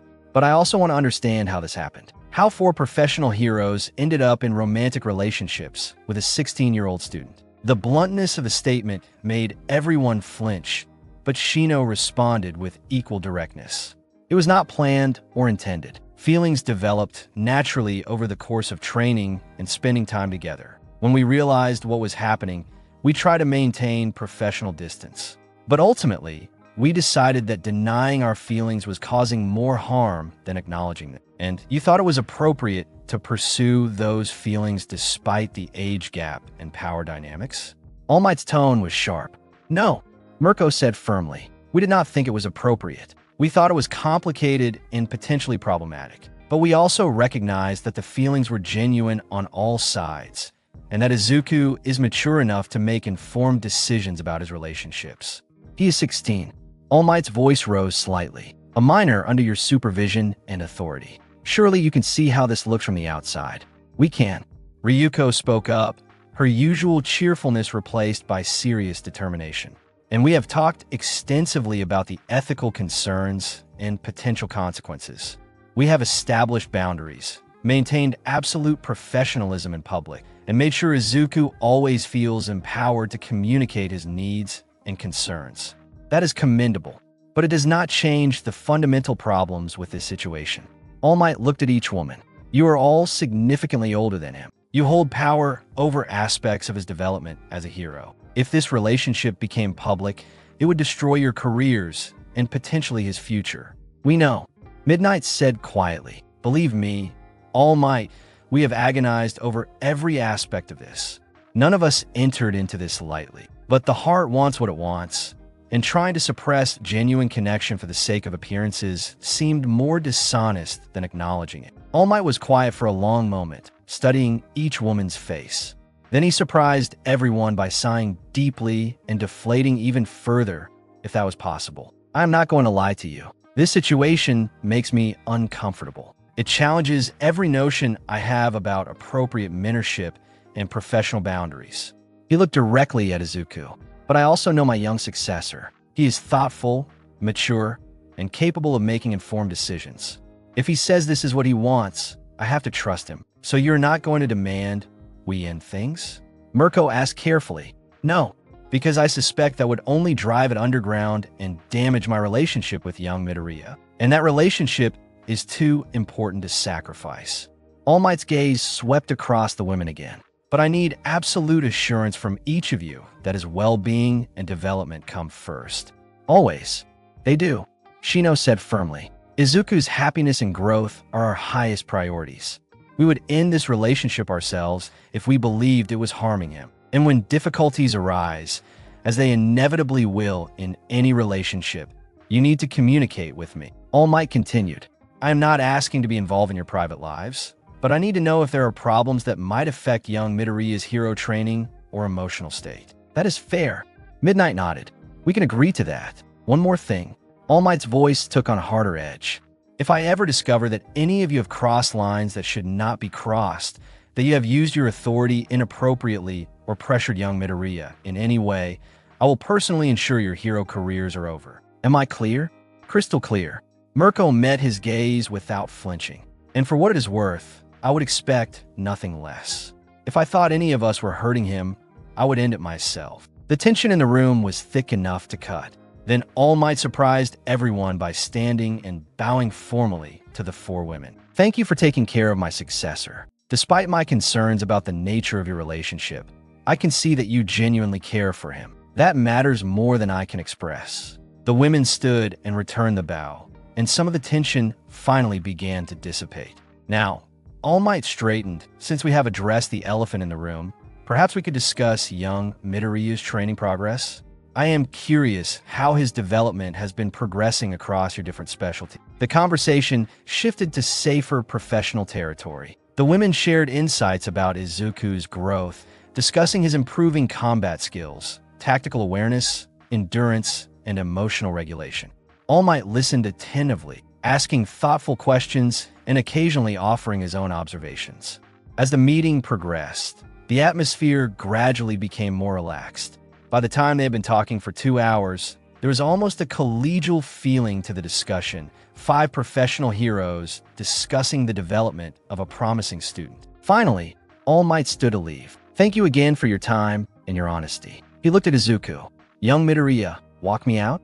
They left the conference room together, walking through the agency toward the exit. When they were out of earshot, All Might spoke quietly. They love you. All 4 of them. That was obvious from the way they spoke about you and defended this relationship. I love him too. I know.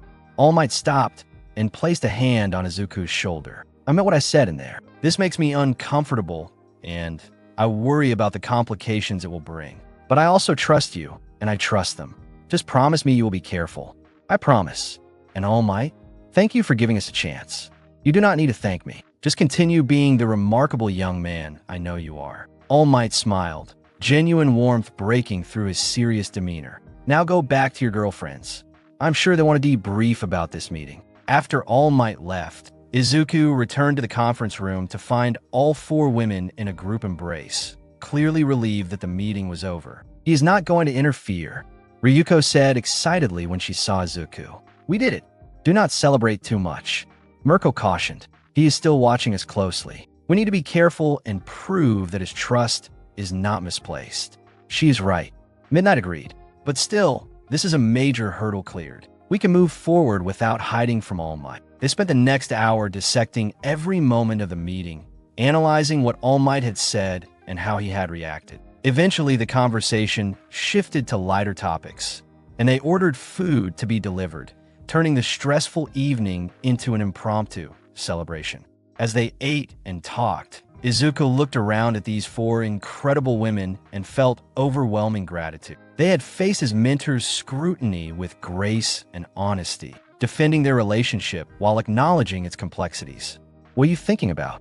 Shino asked, noticing his thoughtful expression. Just how lucky I am to have all of you. We're the lucky ones, Ryuko said, reaching over to squeeze his hand. Actually, I think we're all lucky to have found each other. Midnight raised her glass. To unconventional relationships and the courage to pursue genuine connection despite the obstacles. They all raised their glasses, toasting to their future together. And for the first time since this relationship had begun, Izuku felt like they might actually be able to make it work long-term. The biggest obstacle had been cleared. All Might knew and, if not fully approving, was at least supportive. They had established clear communication and boundaries. They were committed to putting Izuku's well-being first. There would still be challenges ahead. They would still need to keep their relationship private from the general public. There would still be moments of doubt and difficulty, but they would face those challenges together with honesty and love and unwavering support for each other. And that, Izuku thought as he looked around at the 4 women who held his heart, was worth every complication and obstacle they might encounter. Later that night, as Mirko drove him home, she reached over and took his hand. You did good today, kid. Standing up for what you want, being honest with All Might, handling all the pressure. I am proud of you. I could not have done it without all of you supporting me. That is what relationships are for, carrying each other when things get heavy. Mirko glanced at him with a soft smile. And for what it is worth, I think we're going to be okay. All of us. I think so too. When he got home, His mother was waiting with questions about how the meeting had gone. Izuku gave her a full summary, and he could see relief wash over her face. "I'm glad All Might is being reasonable about this," Inko said. "I was worried he might try to end things forcefully. He almost did, but he chose to trust me instead. That is because you have earned his trust, Izuku. You have shown remarkable maturity in handling this situation." Inko hugged her son tightly. "I am proud of you." "Thanks, Mom.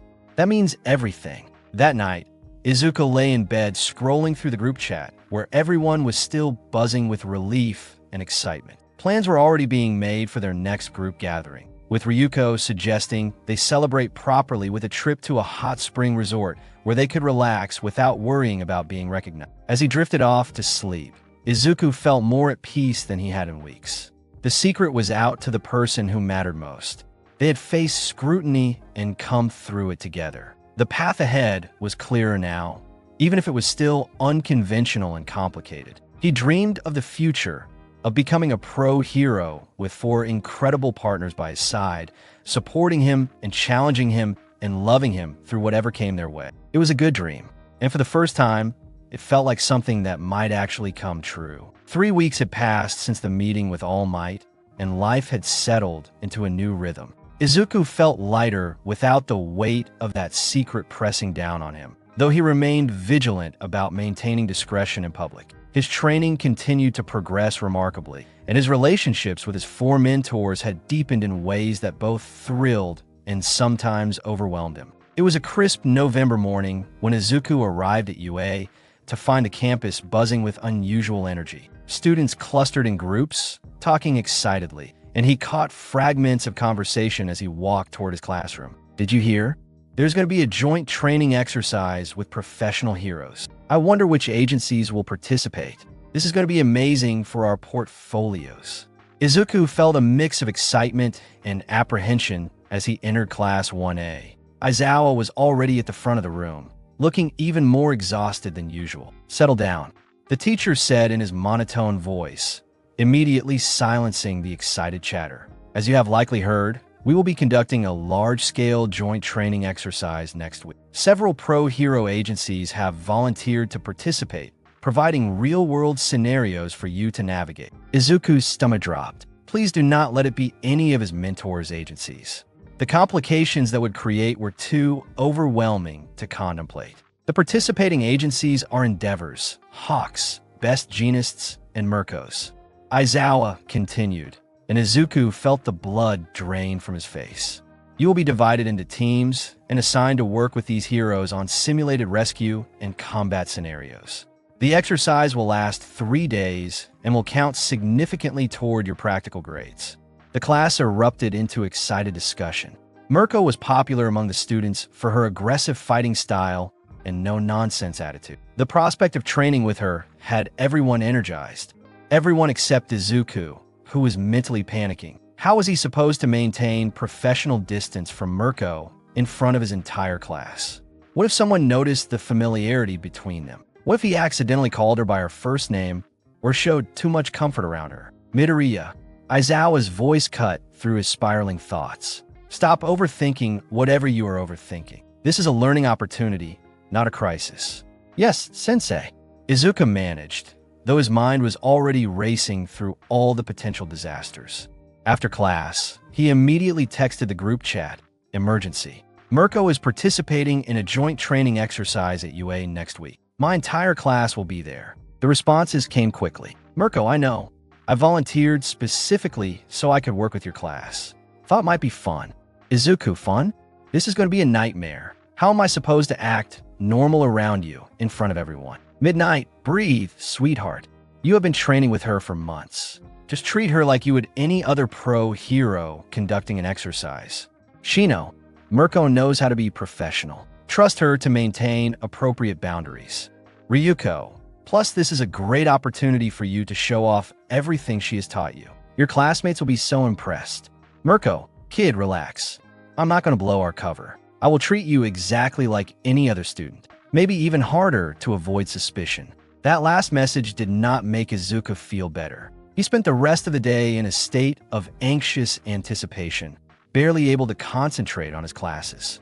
That evening, He had a scheduled session with Midnight. When he arrived at her training facility, she took one look at his face and immediately pulled him into her office. "Sit," she commanded gently, guiding him to the couch. "Talk to me about what is really bothering you. What if I mess up?" Izuku said, his words tumbling out in a rush. "What if I look at her wrong or react to her in a way that makes people suspicious? What if my friends notice something is different about how we interact? Uraraka is already concerned about how much time I spend away from it. If she sees me being too comfortable with Mirko, she might start asking questions I cannot answer." Midnight sat beside him and took his hands. "Those are valid concerns, but you are catastrophizing again. You've been incredibly good at maintaining boundaries in public. Remember when we ran into each other at that convenience store and you treated me exactly like you would any teacher? You have those skills already. That was different. That was just a chance encounter, not 3 full days of intensive training where I will be exhausted and stressed and more likely to slip up. Then we practice." Midnight stood and pulled him to his feet. "Right now, we're going to role-play different scenarios. I will be Mirko, you will be student Midoriya. We will run through various situations until you feel more confident." They spent the next 2 hours practicing. Midnight was ruthless in her accuracy, perfectly mimicking Mirko's aggressive teaching style and challenging Izuku to respond appropriately. She threw unexpected scenarios at him, testing his ability to maintain professional distance under pressure. By the end of the session, Izuku felt marginally more prepared, though the anxiety had not completely dissipated. "You're going to be fine," Midnight assured him, pulling him into a comforting embrace. "And remember, if things do get overwhelming, you can always take a moment to step away and collect yourself. No one will question a student needing a break during intensive training. Thank you for understanding and for helping me prepare. Always, sweetheart. Now let us order some food and just relax. You need to decompress."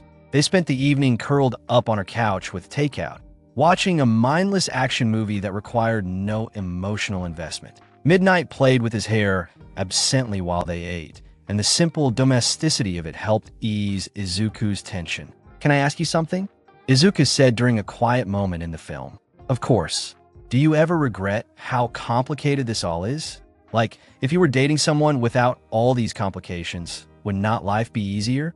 Midnight was quiet for a moment, considering the question seriously. "Easier? Probably. Better? Absolutely not." She shifted a look at him directly. "Izuku, I have dated plenty of people over my career. Heroes, civilians, simple relationships with no complications. And none of them made me feel the way you do. The complications are worth it because you are worth it. All of you keep saying that, but I do not understand why. I'm just a student who overanalyzes everything and gets anxious about social situations. You're also kind, genuine, passionate about helping others, and you make each of us feel valued in unique ways." Midnight cupped his face gently. "You see us as complete people, not just as heroes or teachers.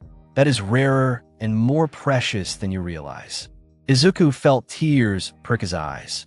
How do you always know exactly what to say? Years of experience and genuine affection for a sweet boy who does not see his own worth clearly. Midnight kissed him softly. "Now stop worrying about next week and just be here with me tonight." The weekend brought the planned hot spring trip that Ryuko had been organizing. All 5 of them piled into Shino's van early Saturday morning, heading to a private resort several hours outside the city. The resort catered to heroes who needed discretion, with private baths and separated accommodations that would allow them to relax without worrying about being photographed or recognized. The drive itself was an adventure. Ryuko insisted on controlling the music, subjecting everyone to her eclectic taste that ranged from pop to rock to traditional enka. Mirko complained loudly, but with obvious affection. Midnight dozed in the passenger seat. Shino drove, with patient amusement at the chaos behind her. Izuku sat in the back between Ryuko and Mirko, feeling contentedly overwhelmed by the energy around him. This felt normal, like a family road trip, and the ordinariness of it was somehow special given how unconventional their family was. They arrived at the resort around noon and checked into their accommodations. The setup was perfect for their needs. A large central building with a shared living area and kitchen, then 4 separate bedroom wings that offered privacy while keeping everyone close. After settling in and eating lunch, they decided to explore the grounds. The resort was beautiful, nestled in mountains with hiking trails, meditation gardens, and multiple natural hot spring baths scattered throughout the property. "This is perfect," Shino said, breathing in the clean mountain air. "We all needed this break." "Speak for yourself." Mirko stretched her powerful legs. "I am ready for a workout. Anyone want to spar? We literally just got here." Ryuko laughed. "Can we at least unpack fully before you start beating people up?" Fine. Mirko grinned. "But tomorrow morning, Izuku and I are doing hill sprints." "Of course we are," Izuku said with affectionate resignation. That evening, after soaking in the hot springs separately, the resort had excellent private baths for mixed groups. They gathered in the central living area for dinner. Shino and Midnight had prepared an elaborate meal together, working in comfortable synchronization that spoke to a deepening friendship between them. As they ate and talked, Izuku observed the dynamics between his four partners. They had formed genuine bonds with each other beyond just their shared connection to him. Mirko and Ryuko had developed a playful sibling-like relationship, constantly teasing each other. Midnight and Shino often had deep philosophical discussions. All four worked together smoothly when coordinating schedules or discussing concerns about Izuku's well-being. "What are you thinking about?" Shino asked, noticing his contemplative expression. "Just how well you all get along. It makes me really happy to see. We are family now," Ryuko said simply. "Not in a traditional way, but family nonetheless. We take care of each other." "Damn right." Mirko raised her glass. "To the weirdest, most complicated, and best family I have ever had." They all raised their glasses, toasting to their unconventional bonds. The moment felt significant, like a formal acknowledgement of what they had all been building together. After dinner, they played board games that quickly became competitive. Mirko's aggressive strategy clashed with Midnight's calculated approach. Ryuko played with chaotic energy that kept everyone on their toes. Shino remained calm and analytical, often winning through patience rather than aggression. Izuku found himself laughing more than he had in months. The stress of the upcoming training exercise temporarily forgotten in the joy of being with people he loved. Later that night, after everyone had retired to their rooms, Izuku found he could not sleep. He wandered out to the shared living area and was surprised to find Mirko there, sitting by the large window and looking out at the moonlit mountains. "Cannot sleep either?" she asked without turning around. "Too much on my mind." Izuku sat beside her. "About next week." Mirko turned to look at him, her red eyes serious in the dim light. "You're still worried about the training exercise. I know I'm overthinking it, but I cannot help it. There's so much that could go wrong. Then let us talk through it properly." Mirko shifted to face him fully. "What is your biggest fear? Not the surface worry, but the real fear underneath." Izuku was quiet for a long moment, gathering his thoughts. "I am afraid that keeping this secret is going to become impossible. That eventually, someone will notice something and start asking questions we cannot answer. And when that happens, everything will fall apart. Your careers, my future as a hero, our relationship, all of it. That is a heavy fear to carry." Mirko reached out and took his hand. "But let me ask you something. If that worst-case scenario happened, if everything did come out and we had to face consequences, do you think we would regret this relationship?" "I do not know. Would you?" "Not for a second." Mirko squeezed his hand. "Yeah, it would suck to face professional consequences. But I have been a hero long enough to know that the really important stuff is not about rankings or public opinion. It is about the people you care about and the connections you build. You and the others, you are the important stuff now. How are you so confident about everything?" "Practice and stubbornness." Mirko smiled. "But also because I have lived long enough to know that playing it safe does not guarantee happiness. Sometimes you have to take risks for the things that matter, even when those risks could hurt other people. Like if our relationship damages your hero career, that affects all the people you would have saved. That is a false choice. My ability to save people does not depend on public approval. As long as I have my license and my skills, I can help people. The rest is just noise." Mirko pulled him closer, wrapping an arm around his shoulders. "Stop trying to protect everyone from hypothetical futures. Focus on the present and handle problems when they actually arise. You make it sound so simple. It is simple. Difficult but simple. Love people, be honest with them, face challenges together. Everything else is just details. They sat together in comfortable silence, watching the moonlight paint silver patterns across the mountains. Finally, Mirko spoke again. For what it is worth, I think you're going to handle next week just fine. You are stronger and more capable than you give yourself credit for. I hope you are right. I'm always right. Now come on, we should both try to get some sleep. Tomorrow Shino wants to do a group meditation session, and Ryuko is planning some kind of team-building activity that will probably be ridiculous and fun. Mirko walked him back to his room and, before leaving, pulled him into a deep kiss. Sleep well, kid, and stop worrying so much. I will try. That is all I ask. Sunday was spent in blissful relaxation. Shino led them through an extended meditation session in one of the resort's beautiful gardens.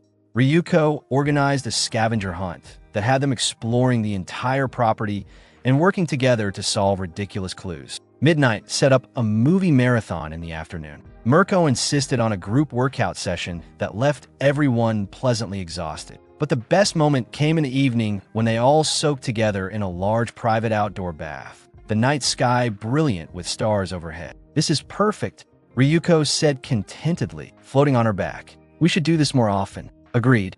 We need regular recharge time like this. Midnight was leaning back against the edge, eyes closed in relaxation. It helps us stay connected as a group. Shino added, make sure we are all on the same page emotionally. Plus it is fun. Mirko said simply, we all need more fun in our lives.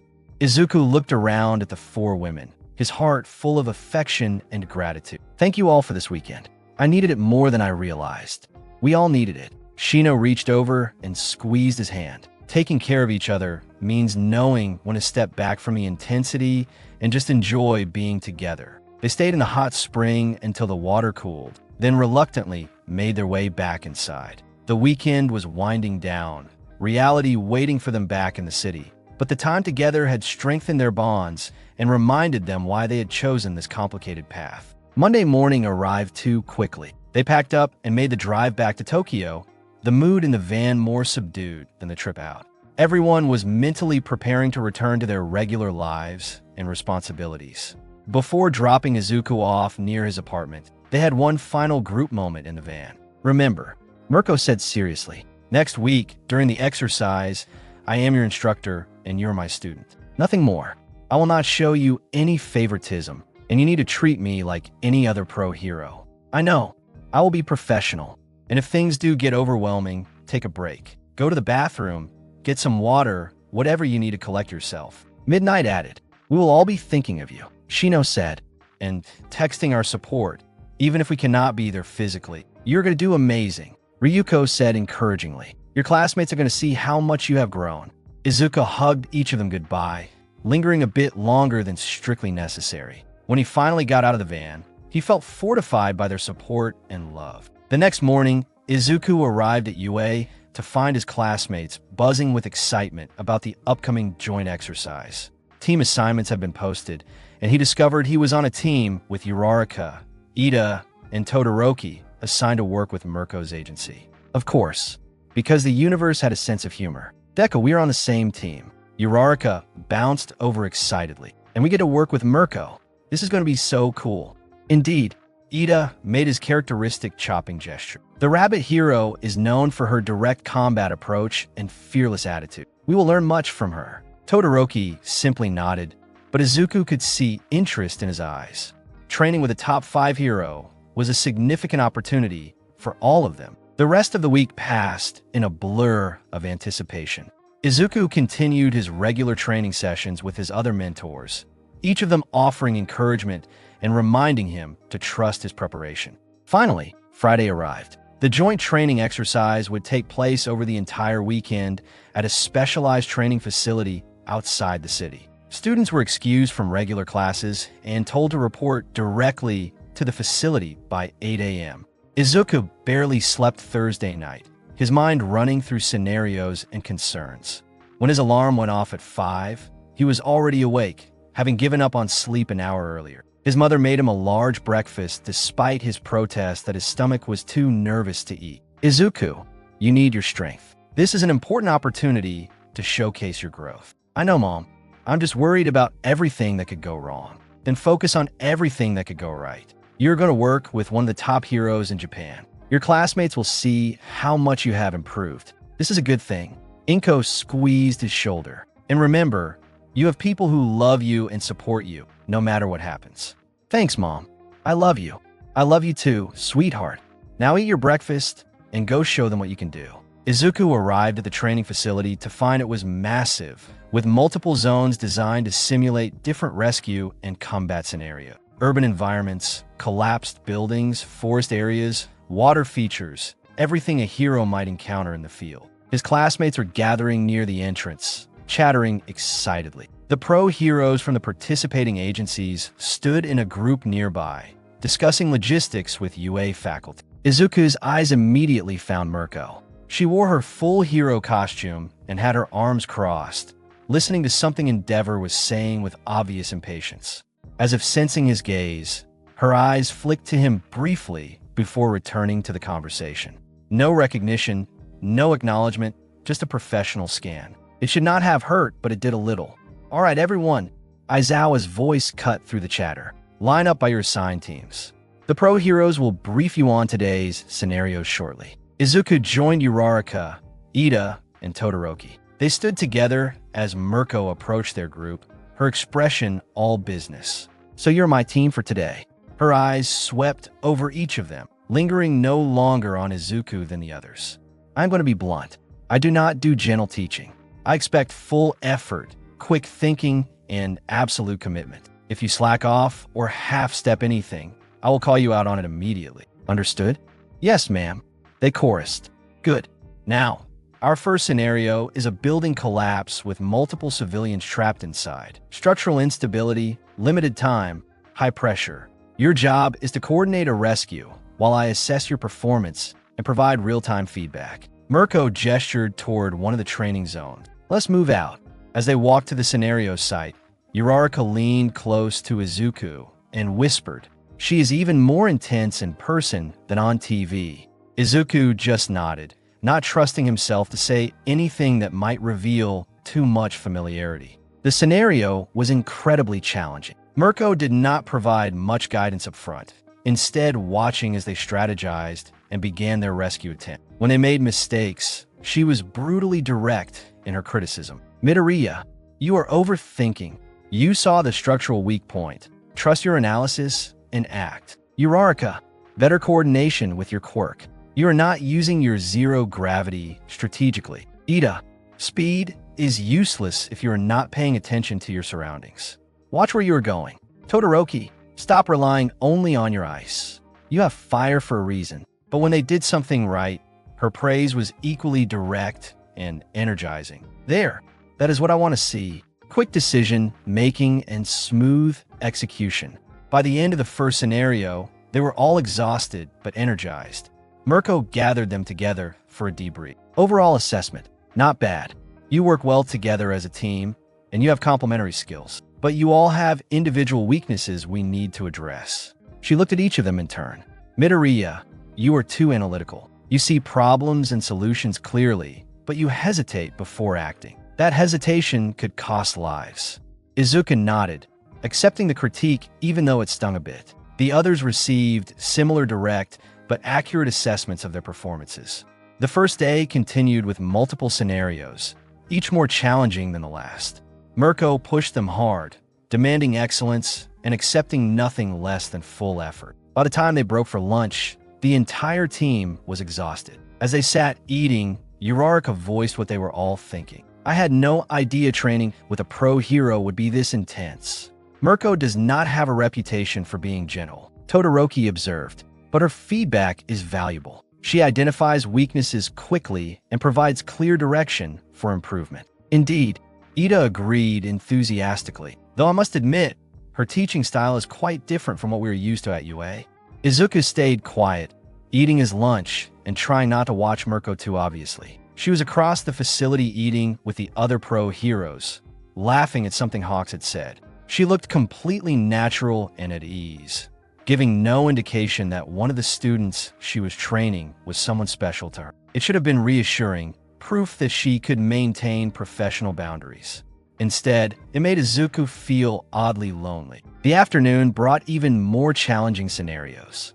At one point, Mirko separated them to work individually, testing how they performed without team support. When it was Izuku's turn, she set up a combat scenario where he had to face multiple opponents while protecting a civilian. "Remember," she called out as the scenario began, "you have got power, but power without strategy is just noise. Show me everything you have learned." Izuku threw himself into the exercise, using every technique she had taught him over months of training. He moved fluidly between attacks and defense, positioned himself strategically, and protected the civilian without sacrificing offensive capability. When the scenario ended, Mirko approached with an expression that was hard to read. "That was good. Really good," she said, and there was the slightest hint of pride in her voice that probably only Izuku would recognize. "You have clearly been getting quality training from someone." Their eyes met for just a moment, and Izuku saw warmth there beneath the professional exterior. Then it was gone, and she was all business again. "But you dropped your guard twice when transitioning between opponents. Fix that." Next, the first day ended with all the teams exhausted but satisfied. As they prepared to head home with instructions to return the next morning, Uraraka caught Izuku's arm. "Deku, you were amazing today. Where did you learn to move like that?" "Just been training hard," Izuku said carefully. "Tried to improve my hand-to-hand combat skill." "Well, it's really paying off. I could barely keep track of you during that final scenario." As Izuku rode the train home, his phone buzzed with messages. "Mirko, you did great today, kid. Proud of you." "Midnight, how did it go? Are you okay?" "Shino, thinking of you. I hope today went well." "Ryuko, cannot wait to hear all about it. Call me tonight." Izuku felt warmth spread through his chest. Even though the day had been challenging and strange, knowing they were all supporting him made it bearable. He spent the evening video calling with Ryuko, telling her about the scenarios and Mirko's teaching style. She listened enthusiastically, asking questions and celebrating his successes. "I knew you would do great," she said happily. And Mirko maintaining professional distance is a good thing, even if it feels weird. It means you're both being smart about this. "I know. It was just strange being around her, but not being able to act like myself. That is the price of the situation you are all in. But it is temporary, right? Just this weekend, and then things go back to normal, right? Just this weekend." But as Izuku prepared for bed that night, he could not shake a growing sense of unease. Something about the day had felt off, though he could not quite identify what. He pushed the feeling aside and tried to sleep, knowing he needed rest for another intense day of training tomorrow. What he did not know was that Uraraka had noticed more than he realized. The way his eyes had tracked Mirko when he thought no one was watching. The familiarity in how he responded to her criticism. The moment when their eyes had met and something unspoken had passed between them. She had not said anything yet, but she was starting to wonder if there was more to Deku's specialized training program than he had revealed. And if there was, she was determined to find out what it was. The second day of joint training dawned with gray skies that threatened rain. Izuku arrived at the facility early, hoping to get some quiet preparation time before his classmates showed up. Instead, he found Mirko already there, running through warm-up exercises in one of the outdoor training areas. She noticed him immediately, but did not stop her routine. After a moment of hesitation, Izuku approached cautiously, making sure they were alone. "Morning," he said quietly. "Morning, kid." Mirko finished her set of high kicks before turning to face him fully. "Could not sleep?" "Not really. Yesterday was harder than I expected. Because of the training or because of having to pretend we are just teacher and student." Mirko's directness was, as always, both refreshing and slightly overwhelming. "Both, I guess. Watching you interact with me like I am just another student when I know how you really feel, it created this weird disconnect in my head." Mirko walked over and glanced around to confirm they were still alone. Then she reached out and squeezed his shoulder briefly, a gesture that held more warmth than anything she had shown him yesterday. "I know it is hard. Trust me, it was just as weird for me. Do you know how many times I wanted to correct your form during exercises by actually touching you instead of just verbally instructing? How many times I wanted to praise you the way I normally would? Really? You seemed completely natural and professional. Years of practice maintaining my hero persona." Mirko dropped her hand as voices carried from the entrance area, signaling other students were arriving. But tonight, after this is all over, we are all meeting at Midnight's place. No training, no professionalism, just us being ourselves. Can you make it through one more day? Yeah, I could do that. Good. Now get ready, because today is going to be even more intense than yesterday. Mirko's expression shifted back to her professional instructor mode as other students began filing into the area. And Midoriya? Try not to stare at me. So obviously, your classmates are going to notice. She walked away before Izuku could respond, leaving him to wonder if he had really been that obvious. The morning scenarios were indeed more challenging. Mirko had coordinated with the other pro heroes to create complex multi-team situations that required coordination across groups. Izuku's team found themselves working alongside students from other classes, facing disasters that required more than just individual skill. During one particularly difficult rescue scenario involving a simulated chemical spill and multiple casualties, Izuku found himself working directly with Mirko to stabilize a collapse zone while other students evacuated civilians. Your analysis, she said curtly. What is our priority? Structural integrity first.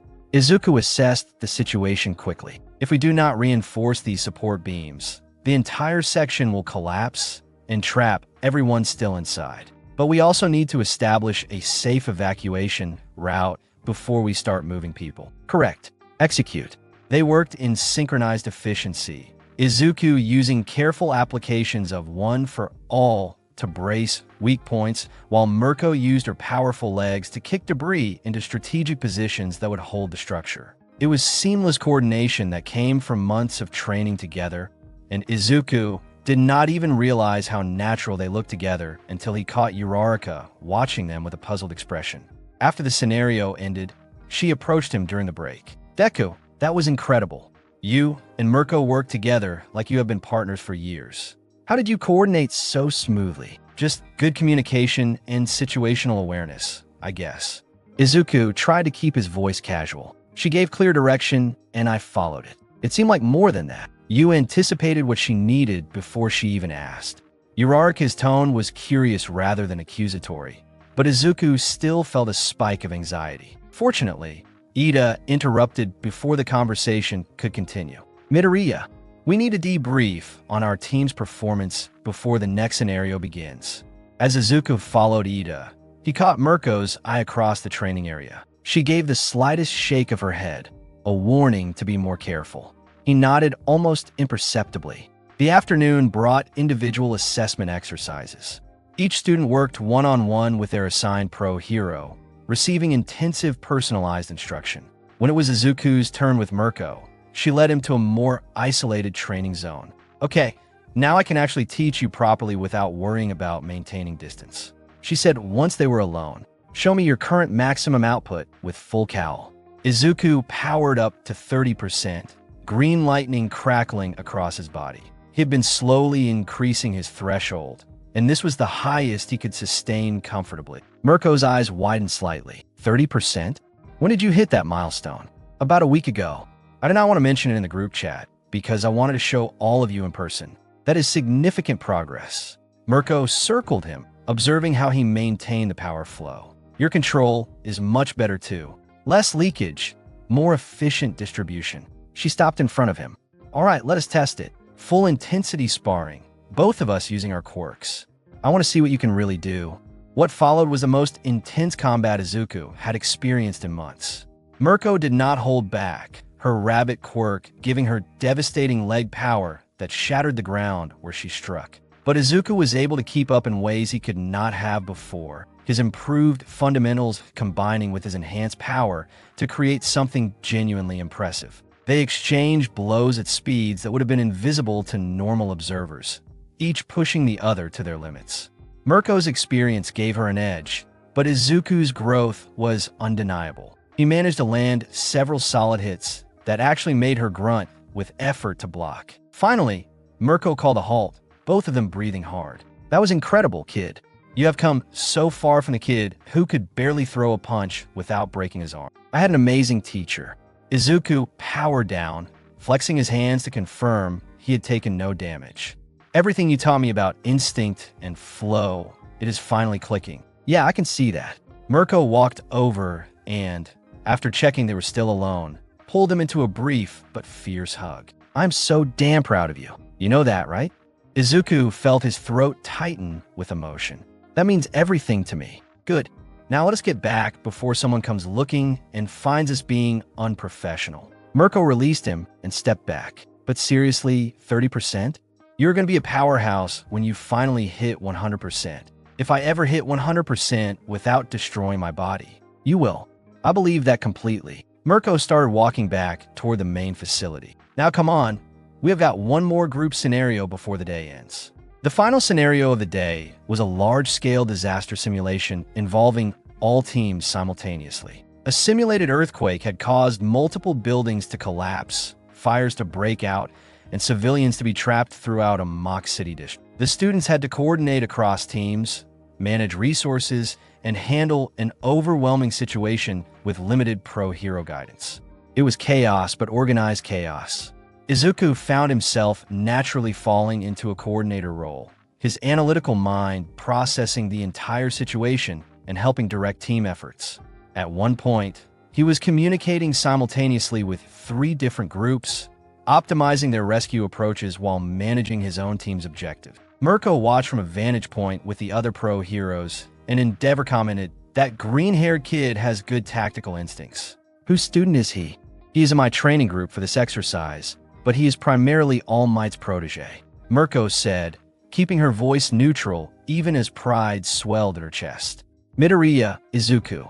Keep an eye on him. He's going to be something special." By the time the scenario ended, every student was completely exhausted. Aizawa called everyone together for final debriefs with their assigned heroes. Mirko gathered her team and gave them honest assessments. "You all showed significant improvement from yesterday. Uraraka, your spatial awareness and strategic quirk usage was excellent. Ida, your speed was utilized much more effectively with better situational awareness. Todoroki, you're finally starting to integrate both sides of your quirk naturally." She turned to Izuku last. "Midoriya, your growth over these 2 days has been remarkable. Your tactical coordination in that final scenario was pro-level work. Whatever training you've been doing on your own time, it is paying off significantly." "Thank you, Mirko." Izuku bowed formally. "Your instruction has been invaluable. Keep up the hard work. All of you." She addressed the group again. "You have the potential to be great heroes if you maintain this level of dedication." As the students prepared to leave, Mirko pulled Izuku aside briefly under the pretense of additional feedback. "Midnight's place, 9 p.m., she said quietly. "The others will all be there. We will celebrate you properly then. I will be there. And kid, be careful around your friends. That Uraraka girl is asking questions. I noticed. I will handle it. See that you do." The train ride home was exhausting, but Uraraka, Ida, and Todoroki insisted on grabbing dinner together to discuss the weekend's training. Izuku could not refuse without raising suspicions, so he joined them at a casual restaurant near the station.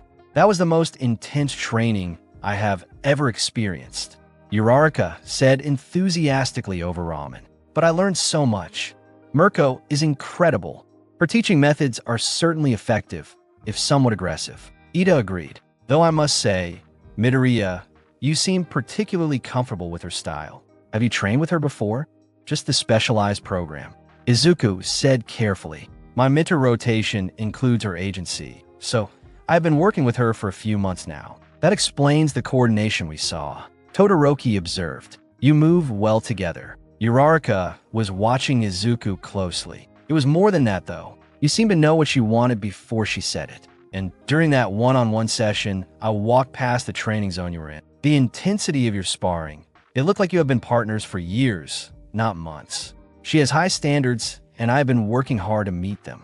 Izuku tried to deflect. "Plus, my analysis quirk helps me understand and adapt to different teaching styles quickly." Still, there was something. Uraraka's eyes were searching his face. "You can tell us if something is going on, Deku. We are your friends." "Nothing is going on." Izuku forced a smile. "I am just tired from 2 days of intensive training. My brain is not working at full capacity." "If you say so." But Uraraka did not look convinced. The dinner continued with lighter conversation, but Izuku could feel Uraraka's occasional glances, like she was trying to solve a puzzle. When they finally parted ways, he felt relieved to escape the scrutiny. He arrived at Midnight's apartment at exactly 9 p.m., using the private entrance she had given him a key to months ago. When he walked in, all four of his mentors were already there, and the atmosphere was immediately different from any training environment. There he is. Ryuko jumped up from the couch and ran over to hug him tightly. "We missed you. How'd it go?" "Exhausting but good." Izuku returned the hug gratefully. "I made it through without any major slip-ups." "That is our boy." Mirko was sprawled on another couch, already changed into comfortable civilian clothes. "Come here, kid. You earned some real celebration." Izuku sat beside Mirko, and she immediately pulled him against her side, wrapping an arm around his shoulders. No more professional distance required. This is the real us. The relief of being able to relax into her embrace was profound. Izuku had not realized how much tension he had been carrying from maintaining that professional facade.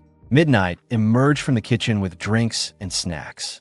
"We are all very proud of you. From what Mirko told us, you were exceptional during the training. The coordination we showed in that one scenario was too smooth," Izuku said, accepting a drink. Uraraka noticed. She asked questions. The four women exchanged concerned glances. "What kind of questions?" Shino asked. "About how we work together so naturally. About whether I have trained with Mirko before. She kept watching me closely during dinner afterward, like she was trying to figure something out. That is concerning." Midnight sat down across from them. "Uraraka is perceptive and she cares about you. If she is suspicious, she will not let it go easily. So what do we do?" Izuku looked around at them. "I do not want to lie to my friends, but I also cannot tell them the truth. You maintain the cover story." Mirko said firmly. "Yes, you have trained with me as part of your specialized program. Yes, we have developed good coordination as a result. That is all true and all they need to know. But what if she pushes for more details? Then you deflect and change the subject." Shino's calm voice was reassuring. "You are allowed to have privacy about your personal life, Izuku. Not sharing every detail with your classmates is not the same as lying. I guess. It just feels wrong to keep secrets from people who consider me a friend. Welcome to the complicated reality of our situation." Midnight said gently. "We all wish it could be simpler, but this is the choice we made. We handle the complications because the relationship is worth it." Ryuko moved to sit on Izuku's other side, taking his hand. "Hey, no more stress talk tonight. We are supposed to be celebrating how amazing you were this weekend." "She is right." Mirko squeezed his shoulder. "You hit 30%. You coordinated a massive disaster response, and you maintained your cover despite intense scrutiny. That deserves recognition." Midnight stood and went to her refrigerator, pulling out a cake she had clearly prepared earlier. "I made your favorite, chocolate with strawberries, because you deserve something sweet after 2 hard days. You did not have to do that." Izuku felt touched by the gesture. "We wanted to." Shino smiled warmly. "You are important to us, and celebrating your achievements is part of caring for you." They spent the evening in comfortable domesticity, eating cake, talking about everything except hero work, watching a movie cuddled together on Midnight's large sectional couch. Izuku found himself sandwiched between Mirko and Ryuko, with Midnight and Shino on the adjacent sections, all of them in comfortable contact. "This is nice," Izuku said during a quiet moment in the film. "Just being together like normal people instead of heroes and students. This is who we really are." Shino said softly.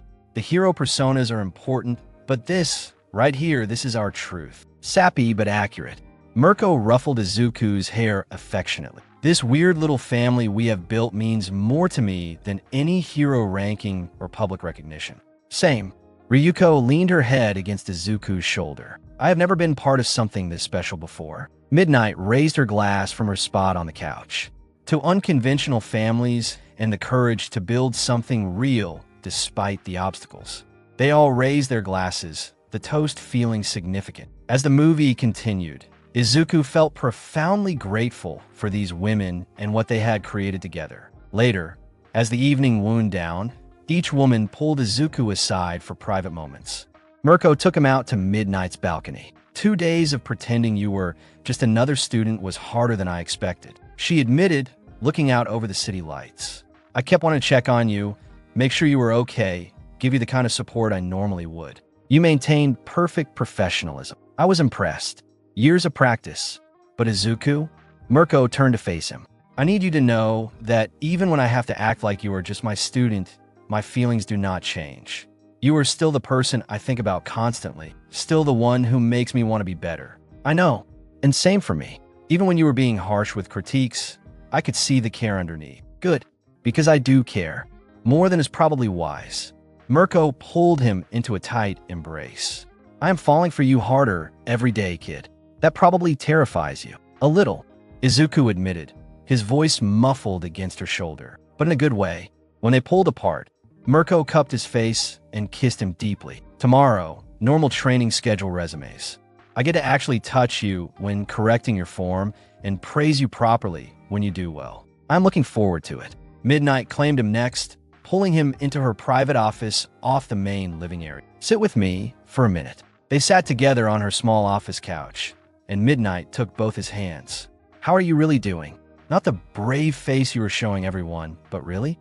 Tired, stressed, grateful to have all of you, but also worried I'm going to mess something up and hurt people I care about. Those are all valid feelings. Midnight squeezed his hands gently, but you need to give yourself more credit. You handled an incredibly difficult situation this weekend with grace and maturity. You should be proud of yourself. I just keep thinking about Uraraka's questions. What if she does not let it go? What if she starts investigating? Then we handle it when it happens. Midnight's voice was firm but kind. You cannot control what other people do or think. You can only control your own actions and reactions. Focus on what you can actually influence. That is good advice. I have been doing this a long time, sweetheart. You pick up some wisdom along the way. Midnight leaned forward and kissed his forehead. Now, I want you to promise me something. What?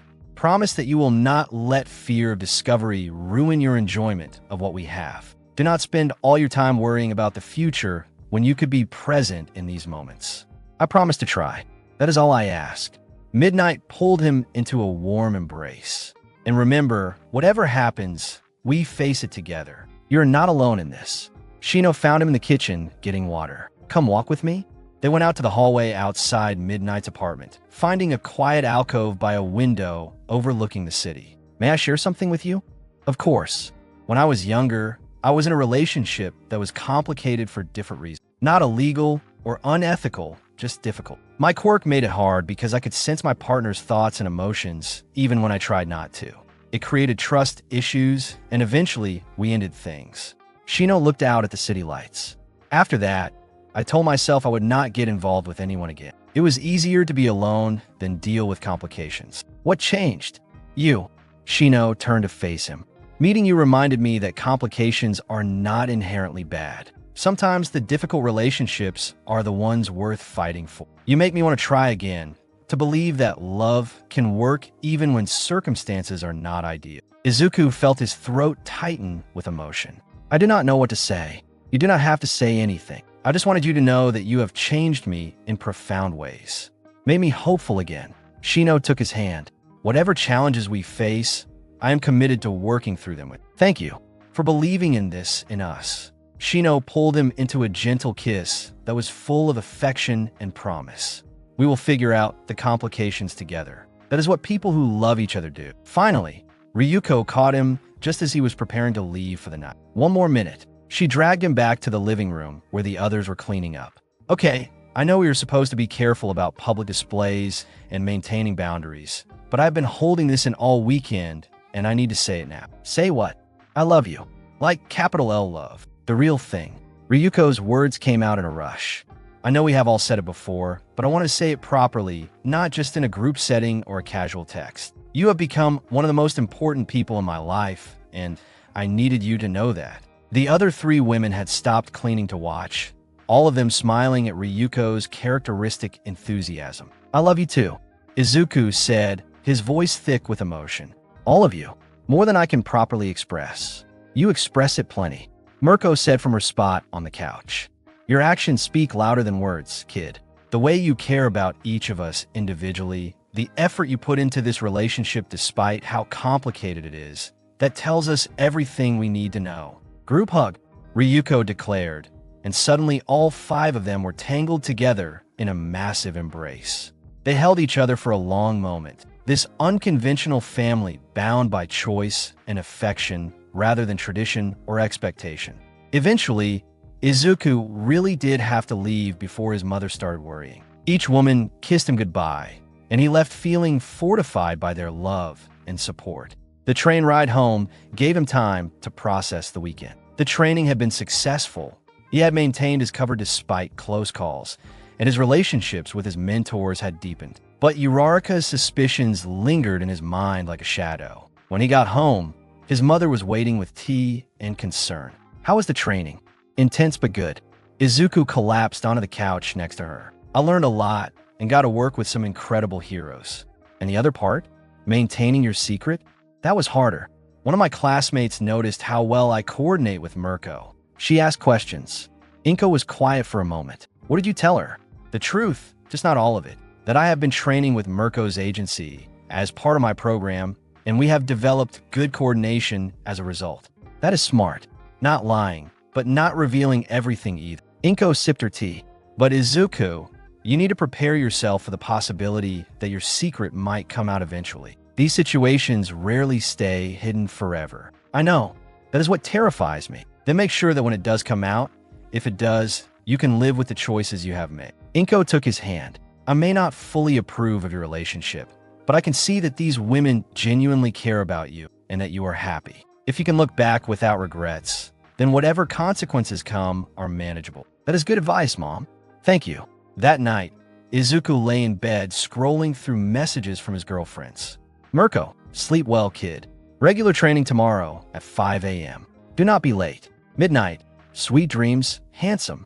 Thank you for a lovely evening. Shino, rest peacefully. You handled a difficult weekend with grace. Ryuko, love you. Cannot wait to see you this weekend. He responded to each with his own affectionate messages, then put his phone away. As he drifted towards sleep, his mind wandered through everything that had happened. The weekend had been a success, but it had also highlighted how precarious their situation was. One observant classmate had nearly unraveled months of careful discretion. And if Uraraka had noticed something, how long before others did too. But dwelling on hypothetical futures would not change anything. All he could do was continue being careful, trust in his relationships, and hope that the foundations they had built were strong enough to weather whatever storms might come. Sleep finally claimed him, and he dreamed of a future where secrets were not necessary, where he could openly be with the women he loved without fear of consequences. It was a nice dream, even if reality was more complicated. Monday morning arrived too quickly. Izuku dragged himself out of bed at 4:30 to meet Mirko for training. When he arrived at her agency, she was already running through warm-ups. Morning, kid. Back to normal today. The training that followed was blissfully straightforward. No need to maintain professional distance. No classmates watching, just the two of them pushing each other to be better. Mirko corrected his form with hands-on guidance, praised his improvements enthusiastically, and they fell into the comfortable rhythm they had developed over months. That 30% power-up, show me again, she commanded during a break. Izuku activated full cowl, the green lightning crackling across his body as power flowed through him. Mirko circled him critically. The control is definitely better. Less wild energy, more focused application. Have you tried pushing a 35? Not yet. I wanted to stabilize 30 fully before increasing again. Smart, but I think you are ready to test your limits. Try 35 for just a few seconds. I will spot you if things go wrong. Izuku took a deep breath and pushed his output higher. The power surged, more intense than anything he had sustained before. His muscles screamed with the strain, but he held it for 5 seconds before powering down. How did that feel? Mirko asked immediately. Manageable, but not sustainable yet. Definitely need more conditioning before I can use that in actual combat. But you held it without breaking anything. That is progress. Mirko looked genuinely impressed. A few months ago, anything over 10% was destroying your body. Now you're experimenting with 35. You're growing exponentially, kid, because I have you pushing me. Damn right. And I'm not stopping anytime soon. Mirko pulled him into a quick kiss. Proud of you. Now, 50 more reps of that combination sequence. Your timing is still half a second slow on the third transition. They trained for another hour before Izuku had to leave for school. As he was packing his things, Mirko stopped him. Hey, about Uraraka's questions. If she pushes more, stick to the cover story. Do not elaborate unnecessarily, but do not act defensive either. Just matter of fact about your training program. I will try. And kid, Mirko's expression was serious. If things do get complicated, if your secret does come out somehow, we will handle it together. Do not carry that fear alone. Thank you. That helps. At school, Izuku tried to act normally, but he noticed Uraraka watching him more closely than usual. During lunch, she maneuvered to sit next to him, away from their usual group. Deku, can we talk? Just the two of us? Sure, what is up? Uraraka was quiet for a moment, clearly gathering her thoughts. I've been thinking about this weekend, about how you and Mirko work together. What about it? There is a familiarity there that does not match someone who has only trained together for a few months. The way you move together, the way she looked at you sometimes when she thought no one was watching, something fell off. Izuku's heart raced, but he kept his voice steady. I do not know what you mean. We trained together as part of the exercise. That is it. Is it though?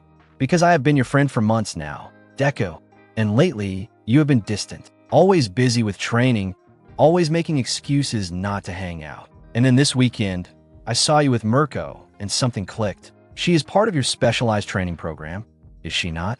Yes, along with a few other heroes. Izuku said carefully. They are all helping me develop different skill sets. And that is all it is? Just training? What else would it be? Uraraka looked at him searchingly. I do not know, but I feel like you are keeping something from me, from all your friends.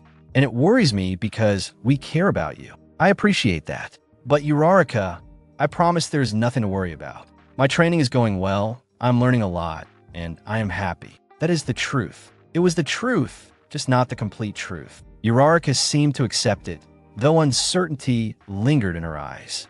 Okay, if you say so. But Deku, if you ever need someone to talk to, I am here. No judgment, just support. I know. Thank you. The conversation ended, but Izuku could feel Uraraka's lingering doubts. He sent a quick message to the group chat, had another conversation with Uraraka. She is definitely suspicious, but I stuck to the cover story. We need to be extra careful going forward. The responses came quickly, all expressing concern and support. But underlying it all was the acknowledgement that their secret was becoming harder to maintain. That evening, Izuku had his session with Midnight. After tactical training, they sat together in her office, and she asked the question he had been dreading. How much longer do you think we can keep this secret? Izuku was quiet for a long moment. Honestly, I do not know. Every day, it feels like we are one observant person away from everything falling apart. That is the reality we are living in. Midnight took his hand, but we knew this would not be easy. The question is whether the relationship is still worth the stress and constant vigilance. It is, without question. But I also worry about what happens when, not if, the truth comes out. Then we need to start preparing for that possibility. Midnight said thoughtfully, maybe talk to All Might about contingency plans. Figure out how we would handle public exposure if it happened. That is terrifying to think about. I know, but sometimes facing your fears head-on is better than letting them lurk in the shadows. Midnight pulled him into an embrace. Whatever happens, we face it together. Never forget that. As Izuku left Midnight's agency that evening, he looked up at the darkening sky and wondered how much longer they could maintain this delicate balance. The love was real. The relationships were genuine. But the complications were mounting, and eventually, something would have to give. He just hoped that when it did, the foundations they had built would be strong enough to weather the storm. Only time would tell. Thank you guys for watching my videos.